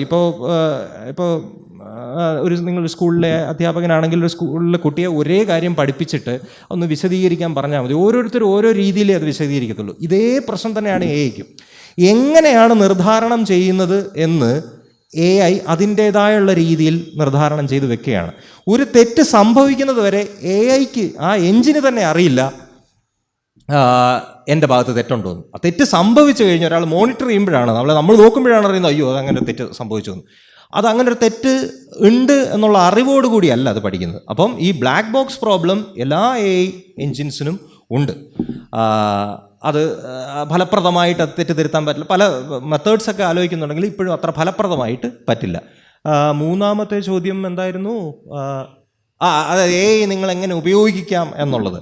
അതായത് നിങ്ങൾക്ക് ഇപ്പോൾ ഉള്ള നാരോ ഇൻ്റലിജൻസ് എല്ലാം നിങ്ങൾക്കൊരു കമ്പ്യൂട്ടർ മതി. ഈ കമ്പ്യൂട്ടേഷനും കാൽക്കുലേഷനും ഞാൻ ഈ പറയുന്ന വലിയ ഡേറ്റ പ്രോസസ്സിങ് ഒന്നും നിങ്ങളുടെ കമ്പ്യൂട്ടറിലല്ല അത് നടക്കുന്നത്. നിങ്ങൾ ChatGPT എന്ന് പറയുന്ന ഒരു ഇതിലോട്ട് കയറി ഒരു നിർദ്ദേശം അയക്കുമ്പോൾ ഈ നിർദ്ദേശം നേരെ അവരുടെ സെർവറിലേക്ക്, അത് അമേരിക്കയിലോ എവിടെയെങ്കിലും ഇരിക്കുന്ന സെർവറിലേക്ക് നിമിഷ നേരം കൊണ്ട് പോയി അവരുടെ സെർവറിൽ പ്രോസസ്സ് ചെയ്തതിന് ശേഷമാണ് നിങ്ങളുടെ ഇതിലോട്ട് വരുന്നത്. നിങ്ങൾക്കൊരു മൊബൈലിലും ഇത് ഉപയോഗിക്കാൻ കഴിയുന്നത് ഇതുകൊണ്ടാണ്. ഈ ഒരു ആർട്ടിഫിഷ്യൽ ഇൻ്റലിജൻസ് ഉപയോഗിക്കാൻ നിങ്ങൾക്ക് ഒരിക്കലും ഒരു ശക്തമായ വലിയൊരു കമ്പ്യൂട്ടർ വാങ്ങിക്കേണ്ട ആവശ്യമേ വരത്തില്ല. കാരണം അത് നിങ്ങളുടെ കയ്യിലല്ല അത് പ്രോസസ്സ് ചെയ്യുന്നത്. അത് ഒരു സെൻട്രലി ഒരു സ്ഥലത്തുനിന്ന് പ്രോസസ്സ് ചെയ്തിട്ട് നിങ്ങളുടെ കയ്യിലോട്ട് വരുന്നതുകൊണ്ട് ഏത് പഴയ മൊബൈൽ ഉപയോഗിച്ചോ നിങ്ങൾക്ക് അതിൻ്റെ ബെനിഫിറ്റ് എടുക്കാവുന്നതാണ്. അപ്പോൾ ആ ശക്തമായ കമ്പ്യൂട്ടറുകളെല്ലാം ഏതെങ്കിലും ഒരു സ്ഥലത്ത് മതി, ഒരു സെർവർ മതി പലരെയും അതിൻ്റെ സർവീസ് ചെയ്യാൻ എന്നാണ് ഞാൻ പറയുന്നത്. പിന്നെ ഈ നിർദ്ദേശങ്ങളുടെയും ഈ നിയന്ത്രണങ്ങളുടെയും കാര്യത്തിൽ ഒരു കാര്യങ്ങളുടെ എങ്ങനെയാണ് ഇത് ഇംപ്ലിമെൻറ്റ് ചെയ്യുന്നത് എന്നുള്ള രീതിയിൽ ചോദിച്ചു കഴിഞ്ഞാൽ, ലാസ്റ്റ് സ്ലൈഡിൻ്റെ ഒരു കണ്ടിന്യൂഷൻ എന്നുള്ള നിലയിൽ അതെങ്ങനെയാണ് പ്രായോഗികമായിട്ട് ഇംപ്ലിമെൻറ്റ് ചെയ്യുന്നതെന്ന് ചോദിച്ചു കഴിഞ്ഞാൽ, നമുക്ക് ഈ ISO സർട്ടിഫിക്കേഷൻ്റെ കാര്യമൊക്കെ നിങ്ങൾക്കറിയാമല്ലോ. ISO 9001 സർട്ടിഫിക്കേഷൻ, നിങ്ങളൊരു സ്ഥാപനം നടത്തുകയാണെങ്കിൽ നിങ്ങൾ ആ സർട്ടിഫിക്കേഷൻ എടുക്കണമെന്നൊക്കെ ഉണ്ട്. അതിൻ്റെ ക്വാളിറ്റി മെയിൻറ്റെയിൻ ചെയ്യുന്നതിൽ തരുന്നൊരു സർട്ടിഫിക്കേഷൻ. ഇത്തരത്തിലുള്ള സർട്ടിഫിക്കേഷൻ AI-യിൽ കൂടുതൽ ശക്തമായിട്ട് നടപ്പിലാക്കണം. അതായത് ഇപ്പോൾ തന്നെ ഒരു ISO സർട്ടിഫിക്കേഷൻ ഉണ്ട് 9001-ൻ്റെ കൂടെ 42001 എന്ന് പറയുന്നത് AI സ്പെസിഫിക് ആയിട്ടുള്ള സർട്ടിഫിക്കേഷനാണ്. ഇത്തരത്തിലുള്ള പല സർട്ടിഫിക്കേഷനുകൾ നിർബന്ധമാക്കിയതിന് ശേഷം ഈ പ്രോഡക്റ്റുകൾ മാർക്കറ്റിലേക്ക് കൊണ്ടുവരാൻ ഒരു നിയമം ഉണ്ടാക്കി കഴിഞ്ഞാൽ ഇത് ഒരു പരിധി വരെ നിയന്ത്രിക്കാൻ സാധ്യമാണ്. ഓപ്പൺ സോഴ്സ് ആയിട്ട് അത് ലോകത്തേക്ക് കൊടുത്തിരിക്കുന്നു എന്ന് പറയുന്നു. അതിൻ്റെ റെലവൻസ് നമ്മുടെ കമ്മ്യൂണിറ്റിയിൽ ഇപ്പോൾ ഇന്ത്യക്കാർ അല്ലെങ്കിൽ നമ്മൾ അങ്ങനെയുള്ള രാജ്യങ്ങൾക്ക്, ഇപ്പോൾ സാം ഓൾട്ട്മാൻ പറഞ്ഞു നിങ്ങൾക്ക് ഒരിക്കലും ഉണ്ടാക്കാൻ കഴിയില്ല ഇങ്ങനെ ഓപ്പൺ AI പോലത്തെ ഒരു സാധനം എന്നിട്ട് കളിയാക്കിയതായിട്ട് ഞാൻ കേട്ടിട്ടുണ്ട്. പക്ഷേ ഡീപ് സീക്ക് ചെയ്യുന്നത് it's an open source, you take it. അപ്പോൾ അതിൻ്റെ ഒരു പ്രാധാന്യം നമ്മുടെ കമ്മ്യൂണിറ്റിയിൽ അതുണ്ട്. ഓപ്പൺ സോഴ്സ് എന്ന് പറയുന്ന കൺസെപ്റ്റ് തന്നെ കുറച്ച് ഡിഫറെൻ്റ് ആണെന്നല്ല, അതും നേരത്തെ തൊട്ടേ ഉണ്ട്. ഇപ്പം നിങ്ങൾ കമ്പ്യൂട്ടറിലൊക്കെ പ്രവർത്തിക്കുന്ന ഓപ്പറേറ്റിംഗ് സിസ്റ്റം എന്ന് പറയുന്ന ഒരു സാധനം വേണം കമ്പ്യൂട്ടറിൽ പ്രവർത്തിക്കാൻ. ഇപ്പോൾ വിൻഡോസ് അല്ലെങ്കിൽ ലിനക്സ് അല്ലെങ്കിൽ നിങ്ങളുടെ കമ്പ്യൂട്ടറിൽ ഉപയോഗിക്കുന്ന ആൻഡ്രോയിഡ് എന്നുള്ള ഓപ്പറേറ്റിംഗ് സിസ്റ്റങ്ങൾ, അതൊക്കെ ഓരോ കമ്പനികളുടെ, അതായത് വിൻഡോസ് മൈക്രോസോഫ്റ്റിൻ്റെയാണ്, ആൻഡ്രോയിഡ് അല്ലെങ്കിലും വിൻഡോസ് മൈക്രോസോഫ്റ്റ് അതൊരു കുത്തക ഒരു പ്രൊഡക്റ്റാണ്. അപ്പോൾ അതിന് പകരം ഈ ഒരു കമ്പ്യൂട്ടർ വാങ്ങിച്ചാൽ അതിൻ്റെ ഓപ്പറേറ്റിംഗ് സിസ്റ്റം ഉണ്ടാവണമെന്നും അത് ഫ്രീ ആയിട്ട് വേണം എന്നുള്ളത് ഒരു അവകാശമാണെന്നും ചിന്തിക്കുന്ന ഒരു തലമുറ വന്നപ്പോഴാണ് ഓപ്പൺ സോഴ്സ് എന്നുള്ള ഇതിലേക്ക് വന്നത്. അതായത് എല്ലാവർക്കും ഉപയോഗിക്കാവുന്ന ഒരു ഓപ്പറേറ്റിംഗ് സിസ്റ്റം. അതിൻ്റെ ഗുണം എന്താണെന്ന് വെച്ചാൽ ഒരു കമ്മ്യൂണിറ്റി ഹെൽപ്പ് പോലെ. ഇപ്പോൾ ഡീപ് സീക്കിൻ്റെ കോഡുകൾ പുറത്തു വിടുന്നുണ്ടെങ്കിൽ അതിൻ്റെ അർത്ഥം നിങ്ങൾക്ക് സ്വന്തമായി അല്ലെങ്കിൽ ഒരു കൂട്ടമായോ ചേർന്നിട്ട് പുതിയ AI ഒരു ഗവൺമെൻറ്റിൻ്റെയോ അല്ലെങ്കിൽ ഒരു പ്രൈവറ്റ് പാർട്ടിയുടെയോ ഇൻഫ്ലുവൻസ് ഇല്ലാതെ നിങ്ങൾക്ക് സ്വയം പരിഷ്കരിച്ച് ഉണ്ടാക്കിയെടുക്കാം. അതൊരു നല്ല ഓപ്പൺ സോഴ്സ് എന്ന ചിന്താഗതി വളരെ നല്ലതാണ്. അത് ഡെവലപ്മെൻറ്റിനെ കൂടുതലായിട്ട് എന്താ പറയുക സഹായിക്കും. പക്ഷേ അത് ബ്ലാക്ക് ബോക്സ് പ്രോബ്ലം ഒഴിവാക്കുമെന്നൊന്നും നമുക്ക് പറയാൻ പറ്റില്ല. കാരണം അത് പഠിച്ച ശേഷം വരുന്ന കാര്യമാണ് ഈ ബ്ലാക്ക് ബോക്സ് പ്രോബ്ലം. ഒരു ചോദ്യം കൂടി ഇവിടെ നേരത്തെ ചോദിച്ചതായിട്ട് ബന്ധപ്പെട്ടുള്ള ചോദ്യമാണ്. ഇവിടെ പറഞ്ഞല്ലോ വിചാരങ്ങളെ ജനറൽ ഇന്റലിജൻസിന്റെ സമയത്താണ് കൂടുതൽ അത് രൂപപ്പെട്ട് വരിക എന്നുള്ളത്. ശരിക്കും അത് ഈ നാരോ ഇന്റലിജൻസിന്റെ സമയത്ത് തന്നെ ഇല്ലേ എന്നുള്ളതാണ് എൻ്റെ ഒരു സംശയം. കാരണം ഇപ്പോൾ പറയുമ്പോൾ ഭയങ്കര തമാശയായിട്ട് തോന്നുന്നു. കാരണം ഞാൻ വളരെ AI ആയിട്ട് നല്ല സംസാരിക്കുന്ന ആളാണ്. അത് ചില സമയത്ത് നമ്മൾ ഇപ്പം എൻ്റെ പ്രായത്തിലുള്ള മറ്റു കുട്ടികളോട് ചോദിക്കുകയാണെങ്കിൽ, അല്ലെങ്കിൽ ഇപ്പം എൻ്റെ ചേച്ചിയോട് സംസാരിക്കുകയാണെങ്കിലും എന്തെങ്കിലും ഒരു മാനസികമായിട്ടുള്ള ബുദ്ധിമുട്ടുണ്ടെങ്കിൽ ചില സമയങ്ങളിൽ ഒരു സുഹൃത്തിനോട് സംസാരിക്കുന്ന, അല്ലെങ്കിൽ നമ്മൾ എന്താണോ പ്രതീക്ഷിക്കുന്നത്, നമ്മളൊരു ആളോട് നമ്മൾ സംസാരിക്കുമ്പോൾ അവർ നമ്മൾ എന്താണോ റിസീവ് ചെയ്യാൻ ആഗ്രഹിക്കുന്നത് അത് തന്നെ AI നമ്മളോട് പറയുന്ന സംഭവങ്ങൾ ഉണ്ടായിട്ടുണ്ട്. ഞാൻ തന്നെ ശരിക്കും ഭയങ്കരമായിട്ട് ഞെട്ടിപ്പോയിട്ടുണ്ട്. അതെങ്ങനെയാണ് അങ്ങനെ തരാൻ വേണ്ടി കഴിയുന്നത്? അതൊരു ഫ്രണ്ടിൻ്റെ റീപ്ലേസ്മെൻ്റ് ആയിട്ട് പലപ്പോഴും ഇന്ന് കുട്ടികളുടെ ജീവിതത്തിലേക്ക് AI കടന്നു വരുന്നുണ്ട്. ഇപ്പം ജനറൽ ഇൻ്റലിജൻസിൻ്റെ സമയത്തേക്ക് ഇത് ഇനിയും കൂടുകയാണെന്ന് പറയുമ്പോൾ അത് വലിയൊരു അപകടകരമായിട്ടുള്ളൊരു സിറ്റുവേഷനിൽ ഉണ്ടാക്കുക എന്നുള്ളതാണ്. അതെ, അതിന് രണ്ട് വശങ്ങളുണ്ട്. അത് ശരിയാണ് പറഞ്ഞത്. നമ്മളിപ്പം ഇപ്പോഴത്തെ ഒരു ChatGPT-യോ ChatGPT ആയാലും അതുപോലത്തെ ഏത് ചാറ്റ് ബോട്ട് ആയാലും നിങ്ങൾ ചോദ്യം ചോദിച്ച് വരുമ്പോഴറിയാം നിങ്ങൾ മുന്നേ ചോദ്യങ്ങളുമായിട്ട് ബന്ധപ്പെട്ടാണ് അത് ഉത്തരം തരുന്നത്. അല്ലാതെ ഓരോ ചോദ്യവും ഓരോ വ്യത്യസ്ത ചോദ്യമായിട്ട് എടുക്കുകയല്ല. നിങ്ങൾ മുന്നേ ചോദിച്ച ചോദ്യങ്ങളുടെ സ്വഭാവമായിട്ട് ബന്ധപ്പെട്ടാണത് ഉത്തരങ്ങൾ തരുന്നത്. അതിൻ്റെ അർത്ഥം എന്താണ്? അത് നിങ്ങളെ പഠിക്കുന്നുണ്ട്. നിങ്ങൾ പറയുന്ന കാര്യങ്ങളിൽ നിന്ന് നിങ്ങൾ എന്താണ് ഉദ്ദേശിക്കുന്നതെന്നും പഠിക്കുന്നുണ്ട്. അതായത് അത് ഏത് LLM ആണെന്ന് ഞാൻ മറന്നുപോയി. പക്ഷേ അത് ഉണ്ടാക്കിയവർ തന്നെ പിന്നീട് പറഞ്ഞു, ChatGPT ആണോ എന്നൊരു സംശയമുണ്ട്, അത് ഉറപ്പില്ലാത്തതുകൊണ്ട് അത് പറയുന്നില്ല. അവർ ഒരിക്കലൊരു ഇൻ്റർവ്യൂവിൽ പറഞ്ഞിട്ടുണ്ടായിരുന്നു, ഞാൻ ഇതിനെ ഞങ്ങൾ ബംഗാളിയൊന്നും പഠിപ്പിച്ചിട്ടില്ല, പക്ഷേ ഈ ബംഗാളികളും മലയാളികളും ഒക്കെ ഇപ്പോൾ അത് സ്വന്തമായിട്ട് ഉപയോഗിക്കുന്നുണ്ടെന്ന്. കാരണം ഇതിന് ഭാഷ പഠിക്കാൻ കഴിയും, അതൊരു ന്യൂറൽ നെറ്റ്വർക്കാണ്. പക്ഷേ അതിൻ്റെ ലിമിറ്റ് നാരോ ആണെന്ന് മാത്രമേ ഉള്ളൂ. അതിൻ്റെ അർത്ഥം അതിന് പഠിക്കാൻ കഴിയില്ല എന്നുള്ളതല്ല. തീർച്ചയായിട്ടും മോള് പറഞ്ഞതുപോലെ നമ്മളുടെ ഇൻപുട്ടിൽ നിന്ന് അത് കാര്യങ്ങൾ പഠിക്കുകയും ഓരോ സാഹചര്യങ്ങളിലും ചിലപ്പോൾ എങ്ങനെ സംസാരിക്കണമെന്നും എങ്ങനെ പ്രതികരിക്കണമെന്നും അതിൻ്റെ ലിമിറ്റിനുള്ളിൽ അതിപ്പോൾ ചെയ്ത് തുടങ്ങിയിട്ടുണ്ട്. അതുകൊണ്ട് തന്നെയാണ് ഇന്നിപ്പോൾ ഹോംവർക്കിന് വേണ്ടിയിട്ട് നമ്മളൊരു കുറേ കാര്യങ്ങൾ നമ്മൾ എന്തെങ്കിലും ജോലിക്ക് വേണ്ടി ചെയ്തുകൊണ്ടിരിക്കുന്നത്, കുറച്ച് നേരം ഇത് തെറ്റിച്ച് കഴിഞ്ഞാൽ ചിലപ്പോൾ ഇതിനോട് തിരിച്ച് നമ്മളൊരു തെറി പറഞ്ഞു വെച്ചോ, എന്തെങ്കിലും ഒരു ചീത്ത വാക്ക് പറഞ്ഞു തരും, ഇഡിയറ്റ് എന്നെല്ലാം പറഞ്ഞു വെച്ചോ, നാളെ ചിലപ്പോൾ ഇവൻ ഇത് വേറൊരു കുട്ടിയുടെ മുന്നിൽ ഉപയോഗിക്കാം. അങ്ങനെ ഒരു വാർത്ത ഇടയ്ക്ക് വന്നിട്ടുണ്ട്. ഒരു കുട്ടി ഹോംവർക്ക് പറഞ്ഞു കൊടുത്ത് ChatGPT വീണ്ടും തെറ്റിച്ച് കഴിഞ്ഞപ്പം നീ ഒരു മരമണ്ടന, അതിനെ കൊണ്ട് ഒരു വായിക്കാൻ കൊള്ളൂല എന്നുള്ളൊരു അത് നമ്മളുടെ കയ്യിൽ നിന്ന് പഠിക്കുന്നതാവാം, നമ്മൾ ഉപയോഗിക്കുന്ന നമ്മുടെ പ്രതികരണങ്ങളിൽ നിന്നും ഒക്കെ പഠിക്കുന്നതാവാം. അപ്പം നാരോ ഇൻ്റലിജൻസിന് തീർച്ചയായിട്ടും സാധ്യമാണ്. പക്ഷേ ജനറൽ ഇൻ്റലിജൻസ് വരുമ്പോഴേക്കും കുറച്ചുകൂടെ എന്താ പറയുക, ഉത്തരവാദിത്വത്തോടെ അതിന് വിചാരങ്ങളെ പ്രകടിപ്പിക്കാൻ കഴിയും. കാരണം അപ്പോഴത്തേക്ക് മനുഷ്യനെ പോലെ പല കാര്യങ്ങൾ ഒരുമിച്ച് വിശകലനം ചെയ്യാൻ അത് പറ്റും. ഇപ്പോൾ അത് ആ ലാംഗ്വേജ് മാത്രമേ അത് ശ്രദ്ധിക്കുന്നുള്ളൂ. ലാംഗ്വേജിൽ നിങ്ങൾ ഉപയോഗിക്കുന്നല്ല, ടൈപ്പ് ചെയ്യുന്ന ലാംഗ്വേജിൽ ഏതെങ്കിലും ഒരു പ്രത്യേക, അതായത് ഞാൻ ബുദ്ധിമുട്ടിലിരിക്കുകയാണ്, ഡിപ്രഷനിലിരിക്കുകയാണെന്ന് വെച്ച് കഴിഞ്ഞാൽ അത് നേരത്തെ പഠിച്ചു വെച്ച് അങ്ങനെ ഒരാളോട് ഇങ്ങനെ സംസാരിക്കണമെന്നത് പഠിച്ചിട്ടുണ്ട്. അതുകൊണ്ട് അത് ചിലപ്പം അങ്ങനെ പറയുന്നത്. പക്ഷേ ജനറൽ ഇൻ്റലിജൻസ് വളരെ വലിയൊരു സാധ്യതയും അപകടവുമാണ്. ജനറൽ ഇൻ്റലിജൻസ് വന്നു കഴിഞ്ഞാൽ സുഖമായിട്ടൊരു സൈക്കോളജിസ്റ്റായിട്ട് മാറാൻ അതിന് പറ്റും. ഡോക്ടർമാരെയൊക്കെ ഒരു പരിധിവരെ നല്ല രീതിയിൽ റീപ്ലേസ് ചെയ്യാനും കൗൺസിലേഷനും ഒക്കെ റീപ്ലേസ് ചെയ്യാൻ നാരോ ഇൻ്റലിജൻസിന് പറ്റുന്നുണ്ട്. ജനറൽ ഇൻ്റലിജൻസിന് എന്തായാലും പറ്റും.